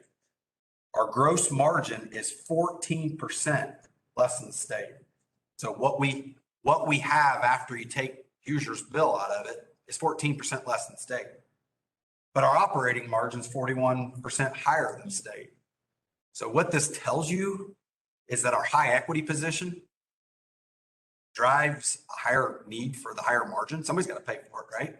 So if you're not borrowing it, you got to go get it from rates, which drives a higher margin, shows it right there. Expenses number 86. You go 15, 16, 17, 18, 19, we're 18, 19, and then all of a sudden 20, is that a 70 or is that 20? 2020. That's 2020. Is that 70 or is that? That's 2006. Sorry. And the state is 24.75. 70. All right. Yeah, the two kind of got cut off there. I know it's like on the screen. So again, I think what this is summarizing is your high equity positions driving the margins to be higher, because you're not going to go get it from borrowing. You got to get it from margin, where do you get margin? Go get it from your rates. That's what that's telling me. Next, we have equity as a percentage of assets. We've been steadily trending higher. We're pretty well in line with the state and supplier, but Indiana, the supplier is Hoosier, the state's all of Indiana. Indiana's typically higher than the rest of the country. So I'd say we're in line with everybody in the state. Next, this one excludes Hoosier. So this takes out the equity that we have in Hoosier, and this is just our equity locally. So it also has been trending higher, and we're right in line with the rest of the state and our supplier. So. And Matt and I actually track this one more than we do anything, because you only have so much control. This essentially takes the $16 million on our balance sheet from Hoosier out of it, right? We have very little control over that. And this looks at what? So it's showing you 50-50, right? This is what we control locally. Correct. Next, we have our annual growth and capitalization. This kind of bounces around based off how much money how much stuff we capitalize versus more or less how many construction work projects we get done, and we kind of bounce around more so than others. And it makes sense because we were heavy into a work plan here. Traditionally, this place, you do a heavy work plan in 4 or 5 years, and then you do nothing. You do a heavy work plan, 2 years, nothing. Heavy work plan, we're trying to smooth that out. But that's why you're seeing this jumping around. Next, we have annual capital credits retired as a percentage of equity. In 16, we retired a lot of equity. Then we didn't retire as much for a few years, and now it's trending back up. If you look at 21 and 22, they're going to be way higher. So This is, I tell the staff meeting, I said, this is my favorite slide. Because this shows how much depreciation versus how much plant you're adding. I always look at it, if the green line is ever below the red line, I always call it you're eating your seeds. Because it means you're depreciating stuff faster than you're replacing it. Which means that your stuff is getting older quicker. Because we know that our stuff gets depreciated over 30 years. And we all know that stuff costs more today than it did 30 years ago. If we don't stay above where we were, if our current depreciation is not lower than what we're adding, we're not adding enough. I have a back of the napkin number where I think that needs to be, but I haven't dug deep enough that I'm willing to say it needs to be X. But I would say my rough math is I feel fairly comfortable that 15 and 20 were pretty good years. I'm not so comfortable about the other ones. Matt, what would that number for 21 be? We just did that. It's actually, it's 1 point, well, I have that up here. Wrong way. It didn't go there. It's roughly 1.346 on the depreciation and like 1.4. It's only 8% above. So it was significantly compressed again. And Dale, what we expect that to happen though, we're in a work plan cycle, right? So we expect it to go the wrong way essentially in 2021, but then the numbers you guys just saw, the reason that's 4.6, it's going to flip in that 1 year. That's some things you didn't get done. But that's why that. If the projects that didn't get done in 21 get done in 22, it should hopefully flip back the other. Well, and this is trend analysis. It's TA. It's not intended to give you a snapshot. I think you got to be real careful in looking at this as though it's a current snapshot. It's not. It's really more intended to give you a trend of what the trend is starting to look like. You got to do that in conjunction with where you are at right now. The data point. If you go back to that last slide again, Brett, you can see the depreciation amount grows every single year. It proves out the idea that everything costs more over today than it did 30 years ago. Every year, 30 years ago drops off and you add today or this year. So like the depreciation number in 2021, it added on 2021's projects, but it dropped off 1991, I believe. That right? Did I do my math there right? So Close though. I don't have my calculator with me. and we all know that stuff was cheaper in 1990 than it is today. At least on most things. So. Next we have our tier, which tier is times interest earned. So this shows how many times we can cover our interest with what we earned on our. So we can cover all our interest payments 3.45 times. We're pretty well right in line with everybody else. Next is O tier. This takes out Hoosier. So we can cover everything 3.38. And in the email I sent to you guys right before this, I actually have 21 in there as well. So Jason, you'd asked the question about why O tier was moving the way it was, and that he answered that for you. Next, we have our general funds for our total utility plant. This is how much cash we have on hand compared to our plant value. So we're right in line with the state as well as the country. So we have roughly 5% of our cash makes up 5% of what our general plan is. You remember what 2021's number looked like? It's going to be pretty similar because the cash is pretty similar. I haven't calculated that one yet. All right, so this is me. This is ACSI score. So this is a well-known way of measuring member satisfaction, right? So it's a statistical number that when you guys get surveys and they ask you how old you are and all that stuff, that goes into this ACSI score. So what I will tell you so that you got some basis, IOUs in the state of Indiana, typically on average are about 75. Co-ops across the United States are typically at 81. And in a Hoosier system, 79 is the average. So we obviously, and I think we attribute this to seasonal rates possibly. We dropped down, way down, and we're starting to trend up. We're waiting on the 2021 numbers, but we're thinking 75, 76, but we'll see. Crystal. All right, so this is the uncollectible amounts that get wrote off every year. So you can see from 19 to 20, we did have a slight increase, but that number actually was like $1,200 of an increase. So it's higher, but considering we had COVID in 2020, I was pretty impressed that we didn't have a huge number increase. So hopefully that goes back down. And then these are our AR over 60 days. You can see that it's still a little bit higher, but not bad. And Crystal and I have been talking about maybe if this really needs to be a metric because the spread and the $1,200 can make you go out of line.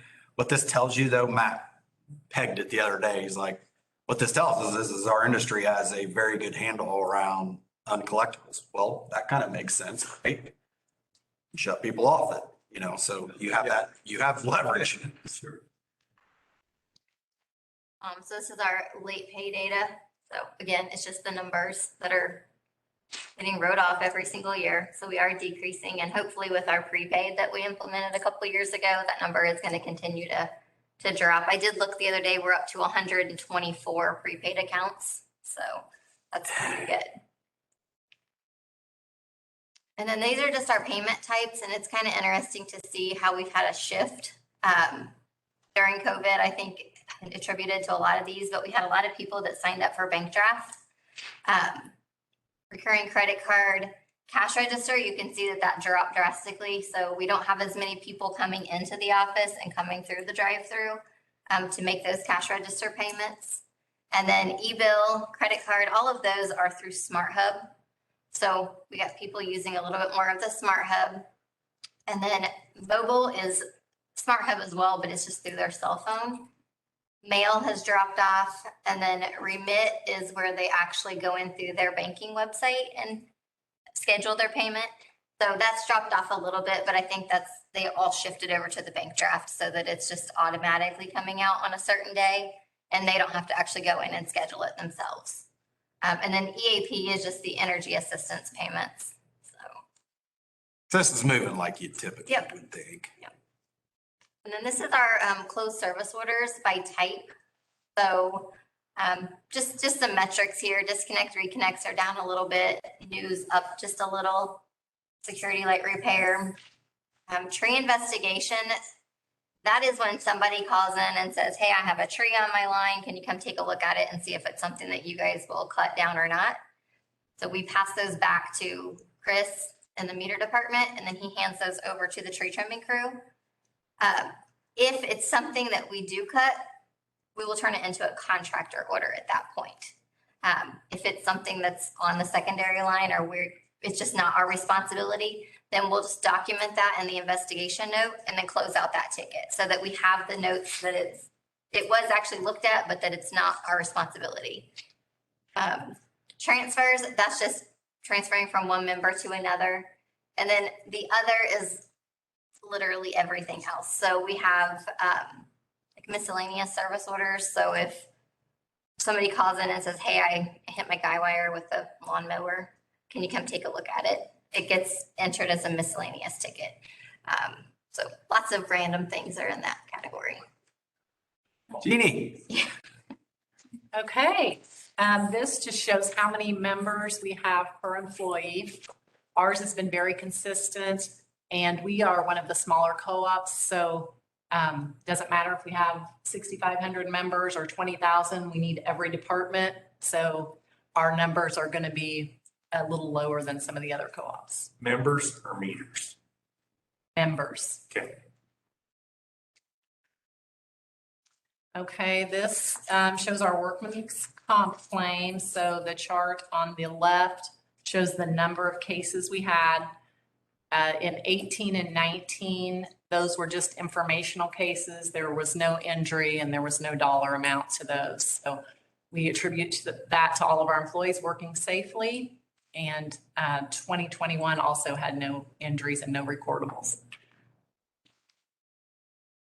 This just is the dollar amount, so that correlates with the claims. So there was nothing the last 4 years. And then the chart on the right shows our modification factor, which is how our bill is calculated rather than voice for workman's comp. So 1 is the average. Lower than 1, then your rate is going to be lower. And so it has been lower the last 3 years and again in 2021. So if you see an employee, tell them thanks for being safe, because you can see it affects members' dollars here. Our insurance bill can go up or down based upon this mod. This is our employee turnover chart. So you'll see the last several years here. This is higher than normal for us. Normally we have a pretty low turnover rate. The last several years has been higher. This includes employee retirements and employees who've left for any reason. So the last 7 years, there with 20, we've had 20 employees. And this chart was updated to the latest. I think this was updated the 1st of January. I updated this, so it's a little newer than the previous slides. You can see where we have some gaps in there and where we will be. We'll have like 10 employees leaving in a 10 to 13 year range. So we will be doing some succession planning there. We have a total of 26 employees right now. So that's a pretty significant chunk. We'll be leaving in a shorter time period. So the tenure, this one was updated the 1st of January. So you can see that we have a significant number of employees who've been here for less years. Probably 15 years ago, the numbers would be flipped. And again, that's just attributed to the retirements and employees leaving the organization. Safety. On the left is pre-visits. The goal in 2019 was 22. Managed to get 10 of them completed. And the goal in 2020 was also 22. Managed to get 13 of them. So I'm looking on the bright side of things and say I was trending in the right direction, but I haven't. The far right is the near misses and corrective actions. So in 2019, you can see what we had recorded near misses and suggestions, corrective actions, and then compared to the 2020. I do want to note that all the near misses and safety suggestions were investigated. Some were found to not have any type of corrective actions needed. Work practices were exactly what they're supposed to be doing, perhaps. And, there's nothing we can suggest that we just happen to have a near miss for whatever reason. So no corrective actions have to be taken. And this crew visit thing, so this is important because it's Pat going out and making sure that the guys are following our safety standards. Him and I picked this 22 honestly out of the blue just because we thought we needed so many per month. This was one of the justifications as that line crew. He's just not being able to spend time on this. Risk management, if you guys remember in 2022, we did do some mitigations, but the major thing from 2020 was we changed our risk register, how we do it, right? I think it's a little bit more thorough. It drives better discussion with my staff, and I feel like we are probably doing a better job of mitigating risk now than my tenure here. So last, we did strategic planning, which was on the 15th and 16th with the board. And I'm going to go over this here in a minute, so I think we can skip these slides. Yes. So I think that is it. Thank you.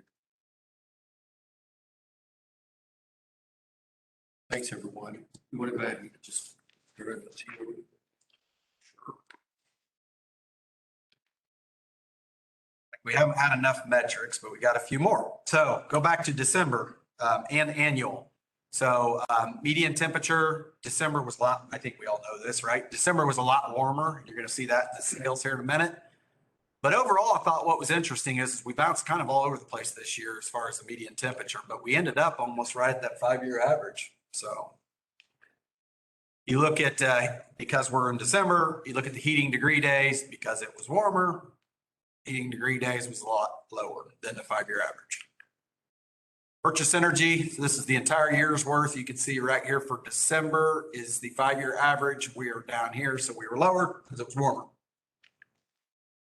Same thing with demand or NCP demand, so our peak.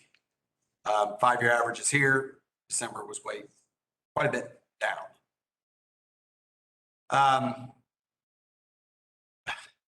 I don't like this slide at all, but I think it's just Mother Nature here a little bit. So this shows what Pat was talking about, which is TMED.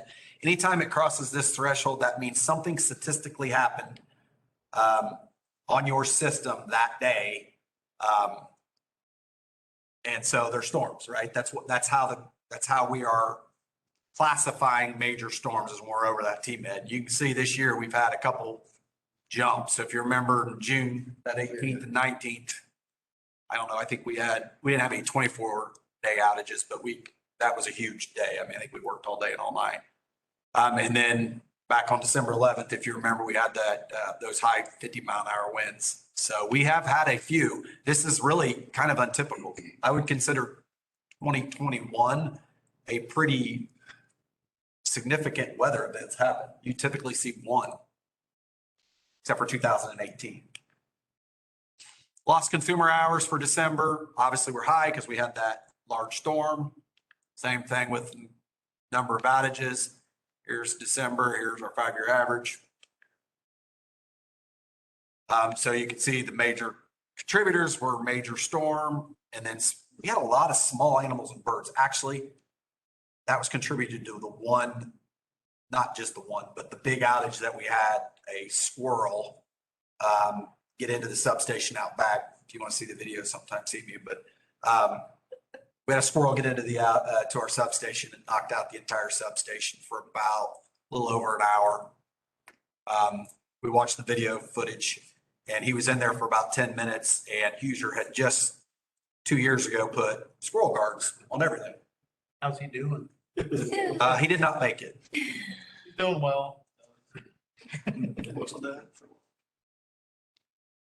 Last are Crystal's metrics, which you can see she's been kicking butt. We have been all year long way down in our 30-year or 30-day past due. So that's contributed to Crystal's folks making phone calls, setting up payment arrangements. And then the 90-day looks the exact same thing too. Again, we've been down. This dip is when we do our write-off. All right, a balance sheet for year end. More or less, as you can see from the top number, or can you see it? I guess that would be the question. I mean, not a whole lot. I wouldn't go through the numbers. I just Okay. Story. So in general, the top line, the increase is because a lot of our plant projects get complete, or we got billing in December and closed, and a lot of materials were purchased and stuff on those lines. The next line is have an increase in our other, that's mainly due to we get our Hoosier earnings allocation. It was for the year comes in December. The our total current and accrued assets, that's a decrease is due to decrease in cash because we paid a lot of bills in December. Then the next one, the letter C, is our total margins and equities. That's down because we had our patronage distribution declaration and the margin on its operations and non-operating earnings. Those are the three things that makes that up. So you got the patronage distribution declaration of roughly 1.3 million. The margins on operations are down, and then the non-operating earnings are up. So that nets out to be about the what is that, 530 something, I think. Income, and D is the increase in our total current and accrued liabilities. That's mainly due to the patronage distribution declaration and the increase in AP at year end, all the invoices coming in towards the end of the year. We did get our Hoosier wire. Next, as it's been all year, our operating revenue and our power costs, A and B, they've been lower. The power tracker is what affects that from the budget. And then with that, we've had less revenue across the board because the cost and the revenue is lower. So industry's down as well because they have trouble getting parts, and December was warm, as Brett said, so that really took things down some more there too.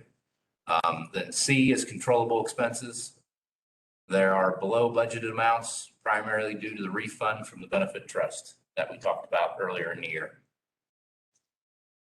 So on this one, I'd just like to say thanks to my team. On a $5 million budget, we were under budget and within budget to 1.7%. So that's close. Next is cash flow summary. It's pretty well, you can see the ins and the outs, and the ending cash is 1.5 million roughly. So down for the month, 593,000, and down for the year about 20,000. Next, we have our gross margin metrics. You can see our sales, our budget throughout the entire year.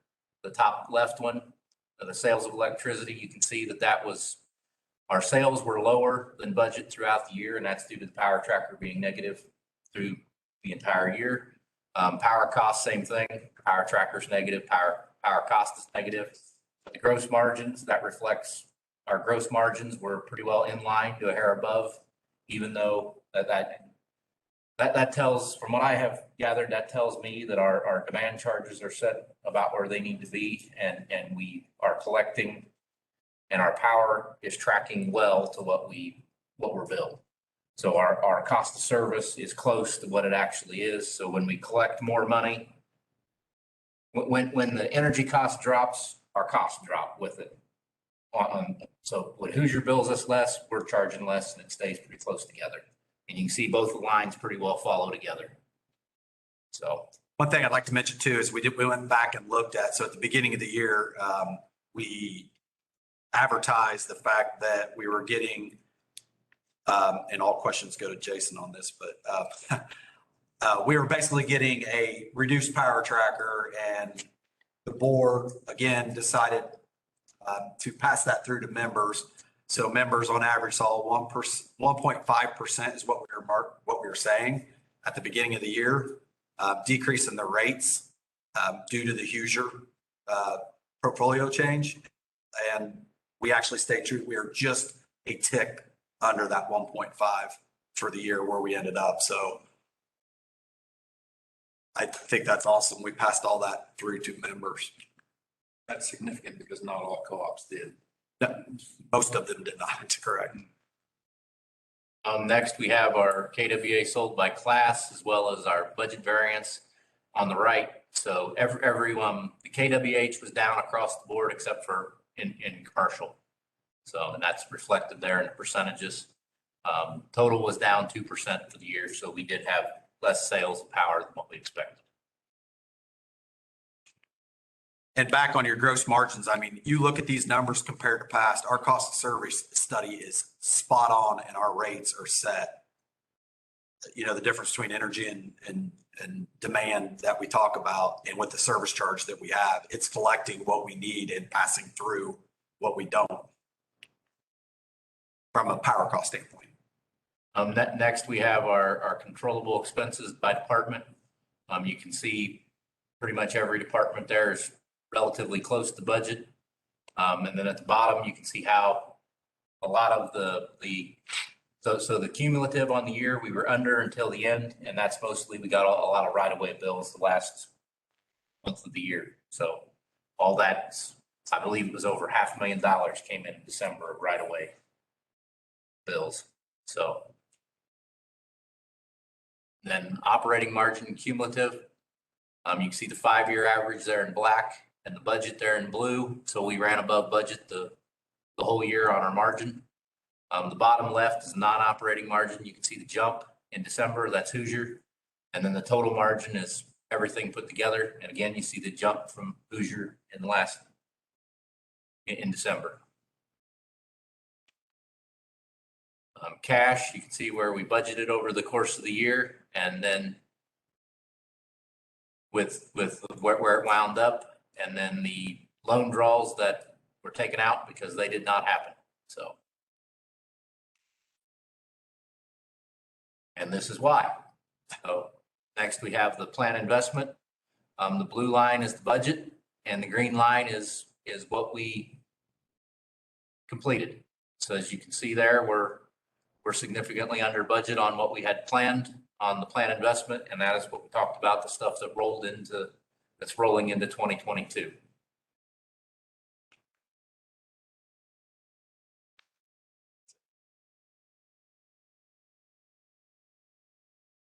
Thanks, Matt. Any questions from anybody? All right. Continue on then to strategic initiatives. All right, so we did strategic planning in December. Plan investments. Okay, and you did say something.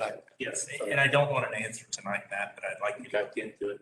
Last month on pole replacements, can you put that draft up for plan investments? Or not draft, spreadsheet. Where? No, it's not on there at all. It's actually under plan investments on the meeting agenda. I go to it on that. I'll just give you the numbers.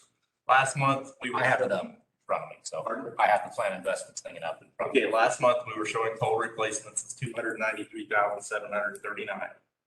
It jumped up to 823,430. But in the check register, there's only 3 checks that I found written for pole replacement. They totaled right at 240,000. They're in AP, they're gonna go out in January.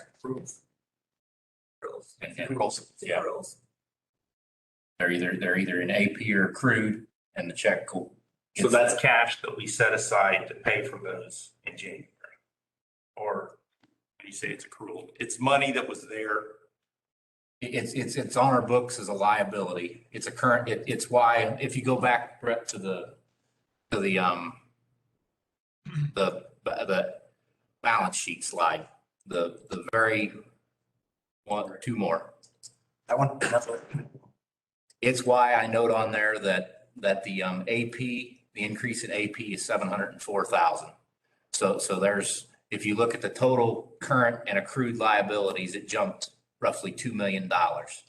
700,000 of that is a lot of that pole replacements and that type of the stuff that came at year end or the first week in January for everything that was completed to that point. That we haven't yet paid for. Yeah, we will write the check either, I mean, we're gonna write the check. Usually it's in 30 Usually days. it's in 30 days, but if we can wait 45, we will wait 45 or. So, but that's where that's reflected. Okay, so. It's in plant, but it's also in current liabilities. That's why you'll see it in AP in January. So there'll be you probably even have that already. There'll be several very large checks in January for that stuff.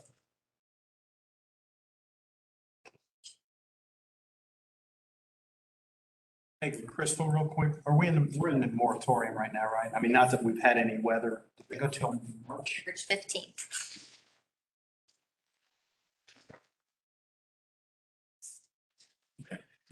All right, so strategic planning. So this is the process that we followed. I think everybody's seen this slide a few times, but in general, we get inputs and then we go into strategic planning so that this is supposed to be a data-driven strategic planning process. So first thing we started with, so I'm going to take you back in time and kind of go through the entire process, right? So first step is member and outside influences. That's the first thing we did. So my team and I had 11 immersion events where we met with industry partners like CFC, NRECA, IEC, our G&T Hoosier. We had a members meeting here. We had some members come in. community leaders, school leaders, realtors, tourism, media, first responders, legal, and rate consultant. We asked them all the three the same questions to try to drive opportunities and threats. We collected potential threats and opportunities. So as we were doing these events, my team was writing on Post-it notes any opportunities or threats that they heard. Then we took those notes, we threw them up on a wall, and we commonized them into themes, right? So, 5 different ideas into one idea. This is what it looks like. So all these notes were Post-it notes at one time, and they were all into like one theme. And then these are all of the events, 11 events that we did. The idea is we scored these, and you'll see this here in a minute. The more that they showed up, number one, and then the more that they showed up in the different events, the higher the score they would get, right? So the higher we would rank those. So based, and I just said this, so based on frequency of the Post-it notes and the number of events that was mentioned, a score was determined for each of the common themes across. So then my team answered the typical SWOT questions, and we built the SWOT analysis. If you don't know what SWOT analysis is, strengths, weaknesses, opportunities, and threats, it's a basic building block of doing strategic planning. So just talked about that. We got the member and outside influences now, data point. So then we go into the ops review. So what you guys just went through with all the metrics, we do that company-wide, where we go through and we try to figure out what's this data set telling us. We did that in, I can't remember the date, Martin Luther King Day. And then for the strategic planning, we did it, well, I say it here. The entire company participated in an ops review. We did the 2019s in June of 2021. We reviewed 58 board and management approved KTR, the stuff that we just went through, which was 61 slides. We created a report. We shared this with the board. The board got to see this, and it was part of our input as our strategic plan. We took that information from the ops review and we updated the SWOT analysis. So now we've got members input, outside influence input, and now we have this ops review, which is data. So then we went on to an off-site, and the next step is basically the mission, vision, and strategic planning. So on December the 15th and 16th, the board and my staff met. We went over mission, vision, and then the data set that we just talked about.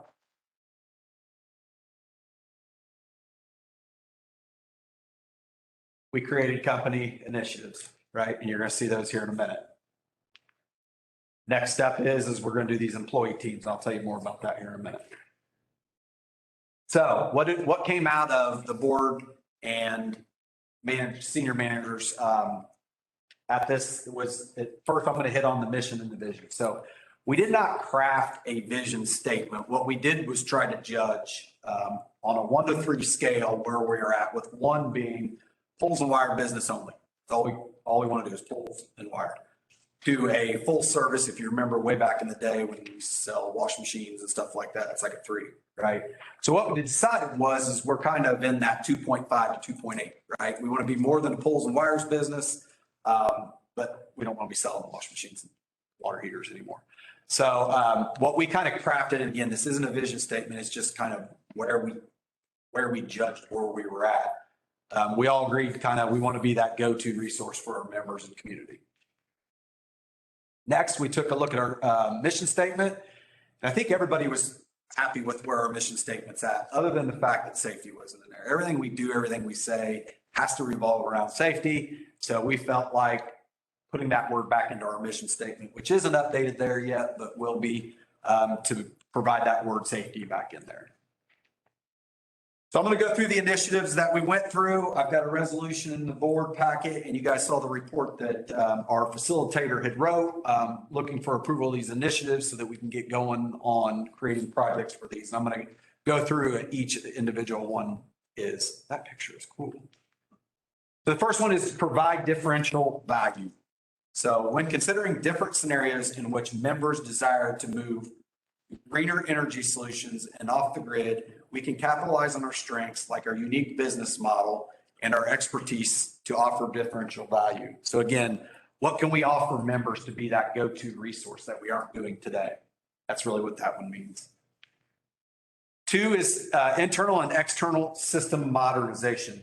Aging infrastructure and our size present a risk.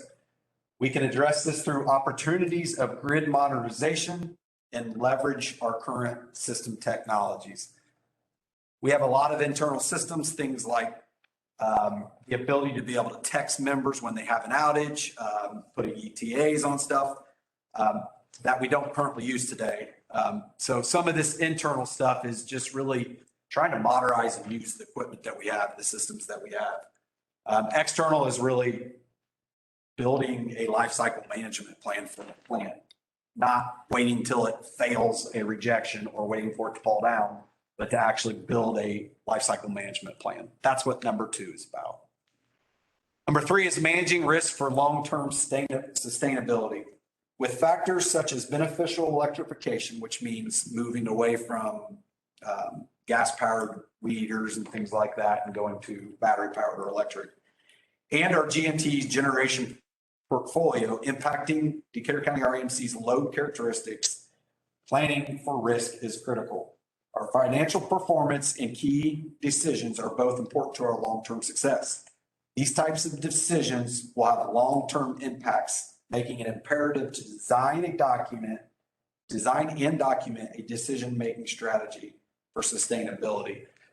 So what this one's about is the decisions that we make today probably won't impact members today. They're going to impact while we're gone, right? 10 years, 20 years from now. These numbers that we're talking about in the capital work plan projects, that's going to affect people down the line. So the decisions that we make as a board and a senior leadership team are going to impact this co-op for a long time. So we want to make sure that we get those right. Safety, we talk about safety. Safety is the root of everything we do. It should not be implied or inferred, but rather the first consideration for employees, members, and our community. Decatur County RMC will prioritize safety education and communication in all areas of the business. One thing we talked about in safety is, if you guys remember the squirrel and hot dog on the live line trailer thing that we used to go to schools and do all that. We don't do that anymore, right? We're going to put safety in our mission, and we have the ability and the expertise to educate youth and to educate folks in our community. We feel like it's something we should do. So that's safety. Next is human resources. This one's pretty specific to the fact of the metrics that you saw before, which is we've got some big groupings of retirements that are going to happen. So one of them is to develop a succession plan, formal succession plan. And then the second one we talked about a lot, which was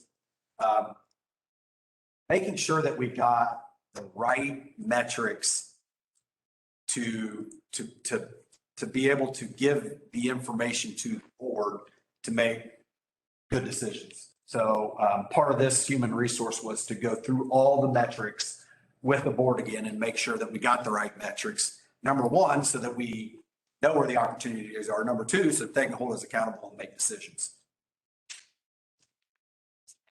And then the last one is, and I don't know, Steve, if you have anything on this, I got a blurb here I can read, but it's basically just governance. The board will own that one on their own. You want me to read this? You go ahead. The board of directors has the authority and the responsibility to manage and direct the affairs of the cooperative.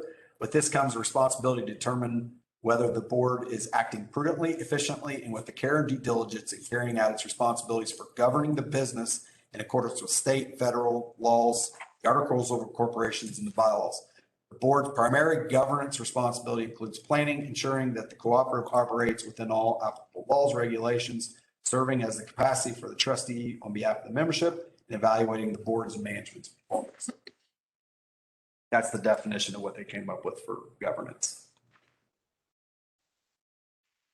All right, it's this big.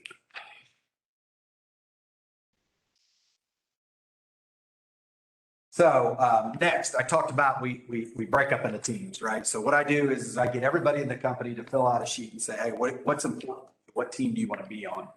So we filled that out. Everyone said where they wanted to be. The Martin Luther King Day, we actually broke up into our teams for the very first time. Each team obviously got an initiative. These are the 4 initiatives that we're going to handle with the teams. The human resource one's very like direct on what we need to do. So we didn't feel like we needed really a team to create projects for that. So these are the teams. Again, we tried to get everybody where they wanted to be, and we tried to get a good, we didn't want all linemen on one team. We didn't want all the accounting department on one team. So we tried to spread it out and make sure we had good coverage. So these are the folks on each of the teams. These teams will be meeting to create projects, which I'm going to talk about here in a minute. So this is the next steps.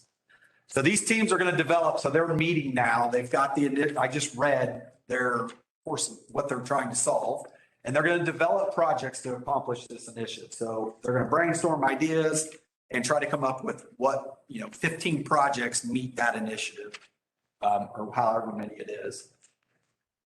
Then we're going to take those projects. This is kind of the planning piece of it, right? We're going to take those projects. We have a prioritization committee that will prioritize all those. We're going to look at our resource allocation, right? So who do you need? How long do you need them? And then budget needs. So what dollars do you need in order to do it? And then we'll have basically a project list with everything you need to execute the project. And then every year we'll have a plan. So hopefully we'll come back to the board with a 3 or 5 year plan of here's the projects that we want to do. Here's the dollars that we need to do them and the resources that'll be used to do those over the next 3 to 5 years. And then the last thing we do is execute. Are there questions on this? I think in call to order is the report, and then there's a resolution in there to approve that. What's your targeted completion date? It's going to, for the projects, This whole strategic has been going on since the fall of 2020. well, so I would love to have projects developed and prioritized by the end of the year. Will there be a team that may not get them by the end of the year? I don't know. I don't want to push a team to get something just put on paper. So our goal is by the end of the year to have projects. Now, those projects that they come up with, they could be 5-year projects. They could be 6-month projects. So to implement all the projects, it could be 5 to 10 years. It just depends on what the projects are.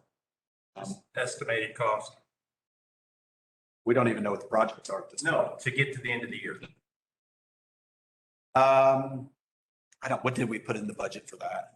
I don't remember. We put some dollars in. I don't know how to get back. That's fine. If you would get backwards. Honestly, most of that cost, Jeff, is really going to just be timing or salary labor. Yeah, but it's going to be a lot of labor. This strategic planning is very, very, very, very, very important. It's going to set what projects we do for the next 10 years.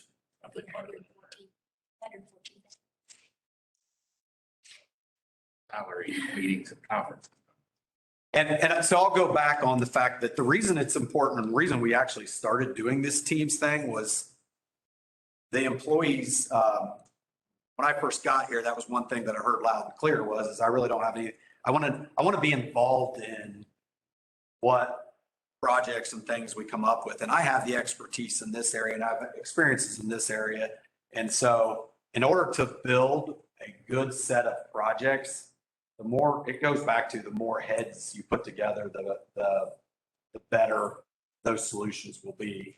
And the more, you look at some of these names and if something comes up in here, you got some linemen in this group, right? And let's say we come up with a standard around, we're going to change our pulls out at year X. We know how many miles of line we have. We know how many pulls we have. We know when they're going to fail. So in general, we should be able to put together a 10-year plan of here's what we're going to spend and here's what we're going to rebuild. Very, very, it's easy, right? You know exactly what you're doing every single year. Those dollars that we keep talking about in the projects, you know exactly what you got to do. Some of these guys here, they're the ones that are going to have that information, right? They're going to know. They're the ones that are going to have to deal with it. So it's important that you have these different people on the teams as well.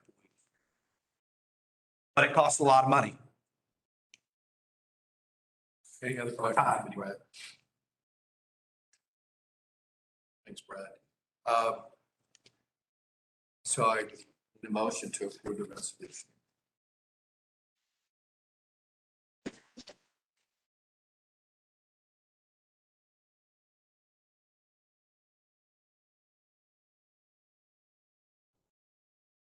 Got first. Second. Any additional discussion regarding the resolution? All in favor, say aye. Opposed, same.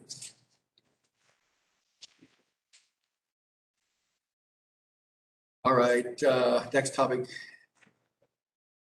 Final annual meeting. All right, so this is a slide that you guys saw back in November. We made a recommendation. I think we discussed it during budget. Jeff, you said something the last meeting that we thought about. We're like, yeah, we didn't do that. So we documented this was kind of in our board meeting minutes. This was kind of the recommendation. But then you guys asked us to make some changes, and that was done in the budget meeting, which doesn't have board meeting minutes, right? So we don't have it very well documented for a member to see that we aren't doing certain things that were in the recommendations from the board meeting in November. So I wanted to go back and hit this up and be clear on kind of what was talked about, what we changed and all that. So originally in November, we came and said, our recommendation for the election process was to use SBS, do the early online voting between 5:12 and 6:15, and then do on-site voting here at the office the day before. That was the original thought. Then we were going to do a drive-through event at Greensburg Elementary School because they got a long drive. Actually, Jenny participated in a drive-through event that worked out really well. So we got the idea from there. Through that drive-through, we'd have some entertainment on the way while you're driving through. Chick-fil-A and attend our bill credit for drive-through with a meeting that we talked about doing on site. So after the drive-through, we were going to have a meeting that we would live stream there on site, which would require tents, chairs, AV, and all that. So originally we came to you with this, elections there, S&B on site was going to cost that. So it came down to that. So then during budget, we kind of talked about, well, do we really need that virtual meeting? There's a lot of expense there to have a virtual meeting out there at the thing. So we 100% agree. We talked about removing that, right? So we took that out of the budget and we're recommending to take that out here again. The on-site voting is not part of your 2022 budget because at the time we put the budget together, we didn't have that. We didn't know whether we were doing it or not.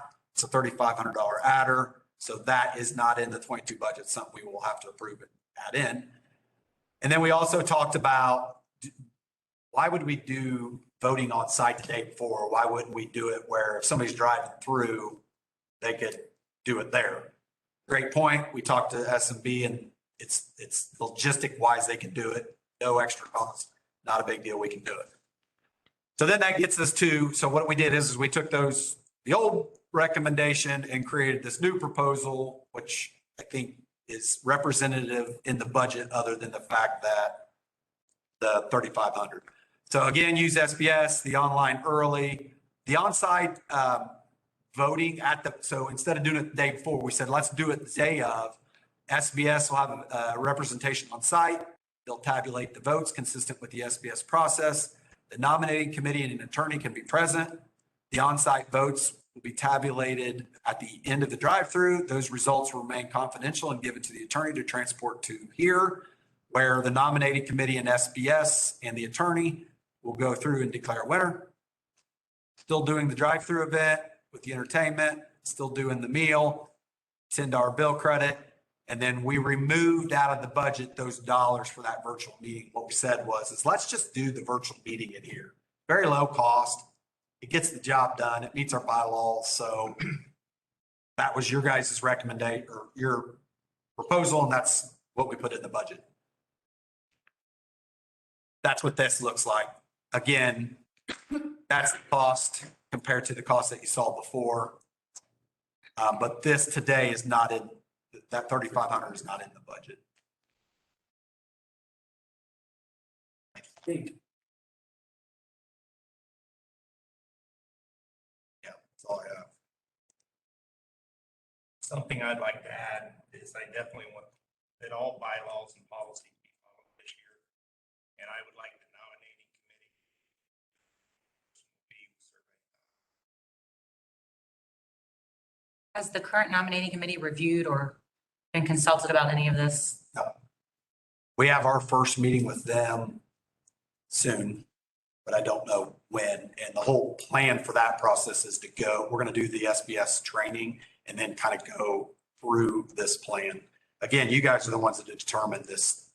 The board determines this process. The request I made last month was to have all ballots mailed to a post office box in Greensburg. So all ballots can be counted by the nominating committee with S&B present. Why would we use S&B then?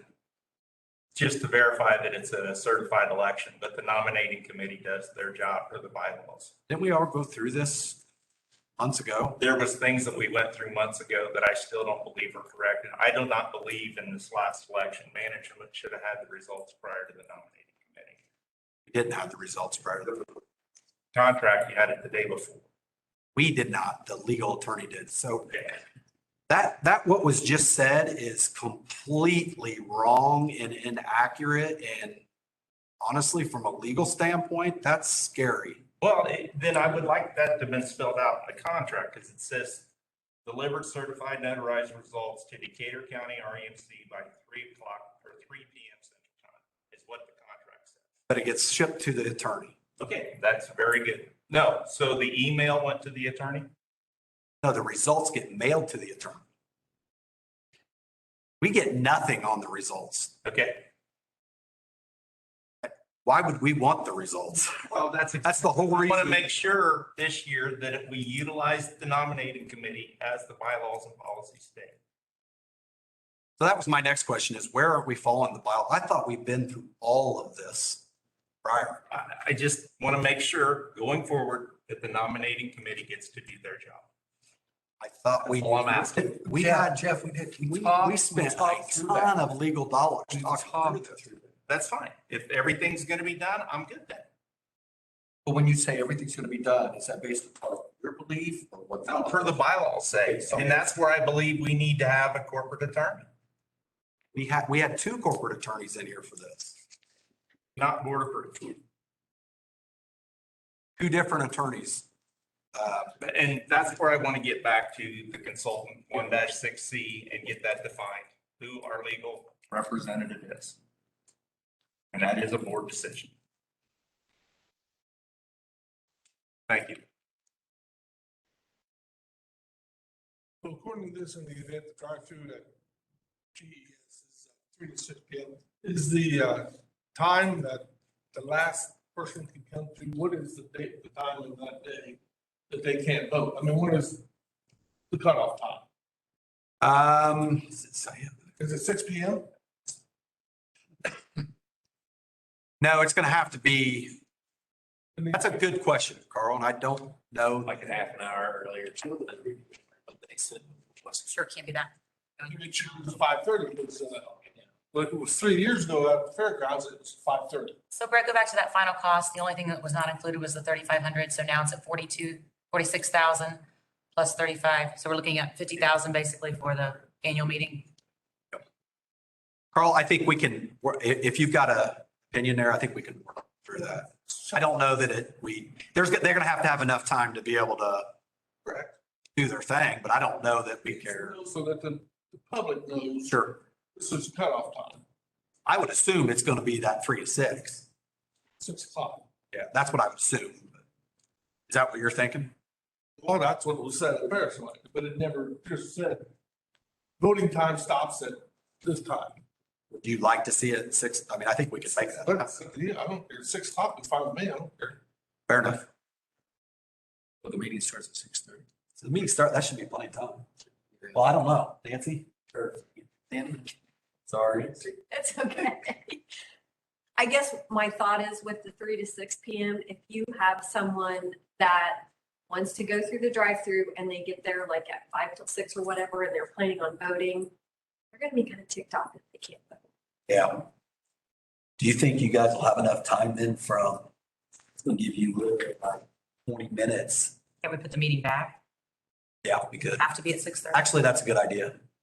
Let's do that. Okay. What do you So need? move- SBS would be, I was gonna say, would we need an hour? no, but we could just in case. It just depends too. That's a great idea, Suzanne. We'll just back it up. So we're looking at about $14 to $15 per vote if approximately the same people voted the last year. That's how much we're paying. That's how much we pay them per vote. Yeah, but you got to send it to every member. The votes that come back, we're looking at about $14 per person that votes, The votes. depending on the votes coming back.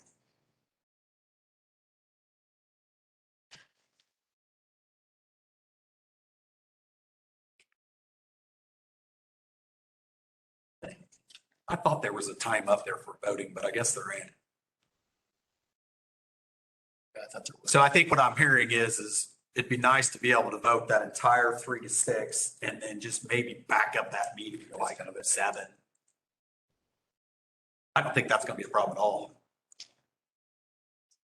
That gives people time to get off work. It's only a half hour, so. Brett, and you don't know when you're.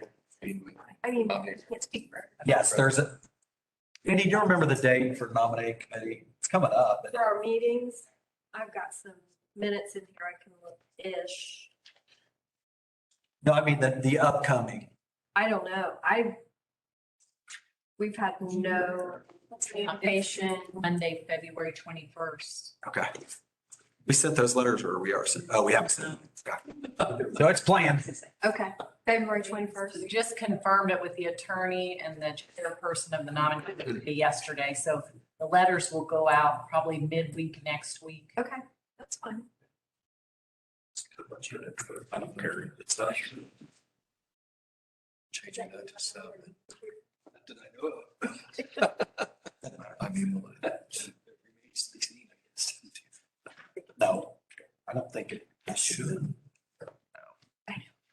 So we can go ahead and consider approving this, or would it make any sense for when the nominating committee meets to make maybe a vote in February? And we have the SBS in Greensboro School already located and locked in, so the details can just be up for the nominating committee, couldn't they? There's something that might come out of it is, Was there any harm in waiting until they've met? no, it doesn't sound like. If we've got things locked in. I just think in light of recent election, I think that nominating committees buy-in comfort level with this process is imperative. I think the main thing is we want to get this in the board meeting minutes, because to Jeff's points, what's in the board meeting minutes now, it was the recommendation. And we're changing things, right? So we're not doing the virtual meeting. We're not doing the day before. So we want to get this in the meeting minutes soon. And you're already looking at, that's the issue. If we wait is now you're not going to be able to get it into. You can put it in there as discussion. We just don't. Well, and Next month. You've got the date, Actually, that's a good point. get the date and location, just do the specifics 1 month later. Why don't we just put it all in there as the updated proposal pending. in the board meeting minutes? this month? Pending finals, that's approved. We'll do that. That's good.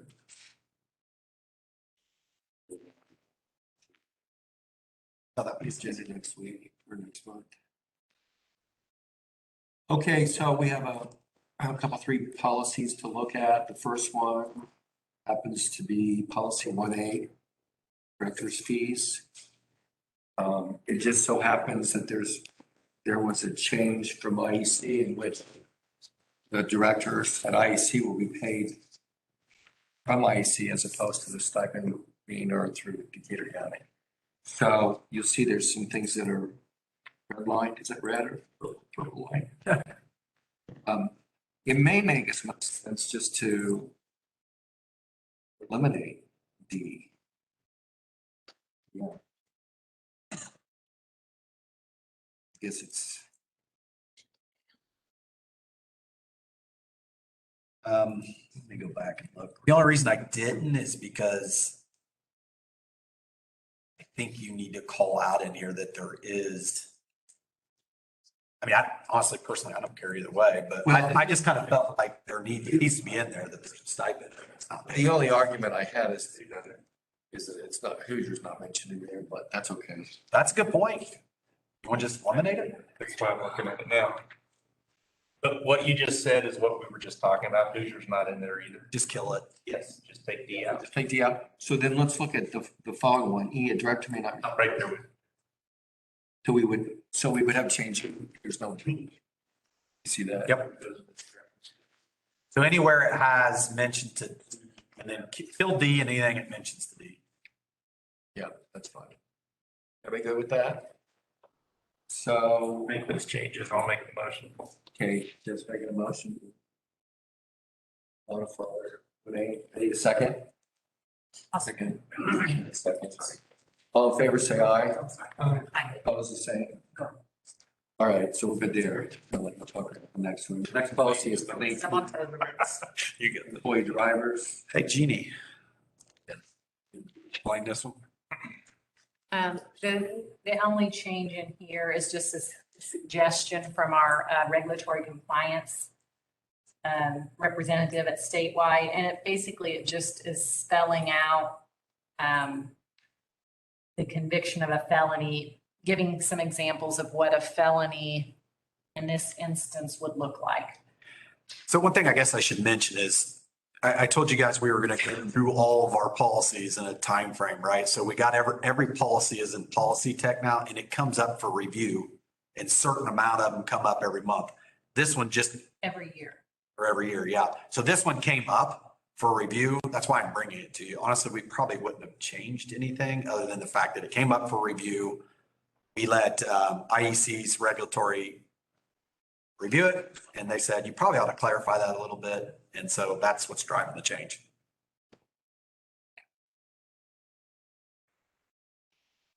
In theory, it really doesn't change anything. It just clarifies. Yeah, it's just. Okay, I need a motion to approve policy 1018. Play.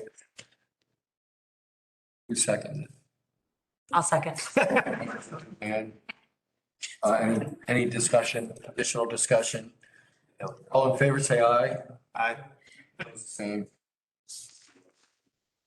And then the last policy, it probably came up as well. It did. We're 110, the director code of ethics and of the office. I know when Brian Garrison was here in July, he went through this in great detail, but I think the only change it was basically included was change of general manager to CEO. So, We didn't see any other changes required. yeah.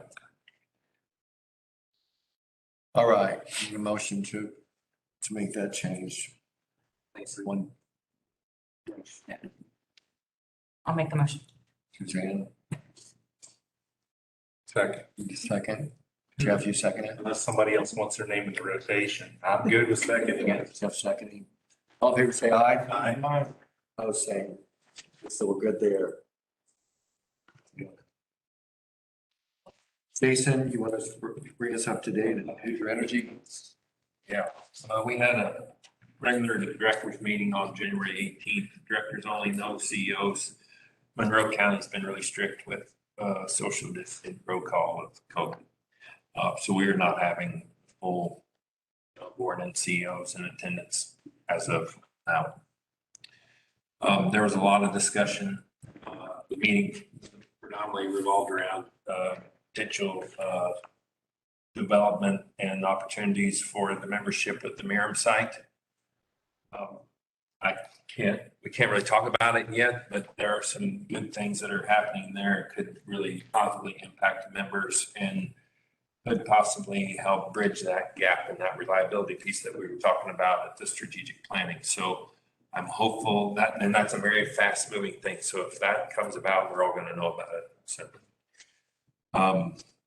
in the February regular board meeting here, we're going to kind of go through, I'm going to pull some slides out of the Hoosier stuff, and we're going to go through the process of how we got from the resource planning and the decision to close Miram and where we are today and what that means in our resource portfolio. So we're going to kind of recap that in a few slides to get everyone back up to speed. The reason that we're going to do that next month is Donna and her team are going to be here in March. So I know that a lot of you have questions, or at least you should, I want you to be prepared for that meeting because the last couple of times those folks have been here, there's been no interaction. So I would like to have some good discussion around that. So if everybody could be prepared to do that, we may also have an opportunity to meet with those folks before the meeting. They may come early. We may have some. Yeah. We'll have to change that one policy though. So anyway, so that'll be in March. And then also I want everyone to be aware that April 7th is going to be the annual meeting for Hoosier French Lake. So if people want to attend, that would be great. But next month, we're going to do the recap, how we got where we are. And then you'll have your questions ready for the March meeting for Donna and her staff. Your question for Jason? Thanks, Jason. And nothing new from IEC. We do have our next board meeting on the 16th of February. Can I ask a hometown question? In the check registry this month, maybe I should ask someone else, not Brian. We had made some deposits to hometown. Yes. So I know that we take draws on that, some like, just because they need cash, we're putting some, or is that a first of the year kind of thing? Or? No, basically what we should be doing is weekly, any money that we've collected here, because people pay their hometown bill here. Oh, I got Then we send it to hometown, but there hasn't been any money being, because it's been so warm. So that was a That's very, changed. yes. So you probably saw on the cash register a large deposit to hometown because, Well, you had like, what, like 45, 50,000? yeah, and then there's a couple more since then, so, Okay. yeah. That's actually why we had a hometown board meeting scheduled. Was it last Friday? Yeah. And there's nothing going on. I mean, we can't even install anybody new and haven't been able to for 2 months because of gas supply. We do not want to be installing a bunch of new members that we can't possibly sell to our own current customers. So we're not installing anybody new and haven't for 2 to 3 months.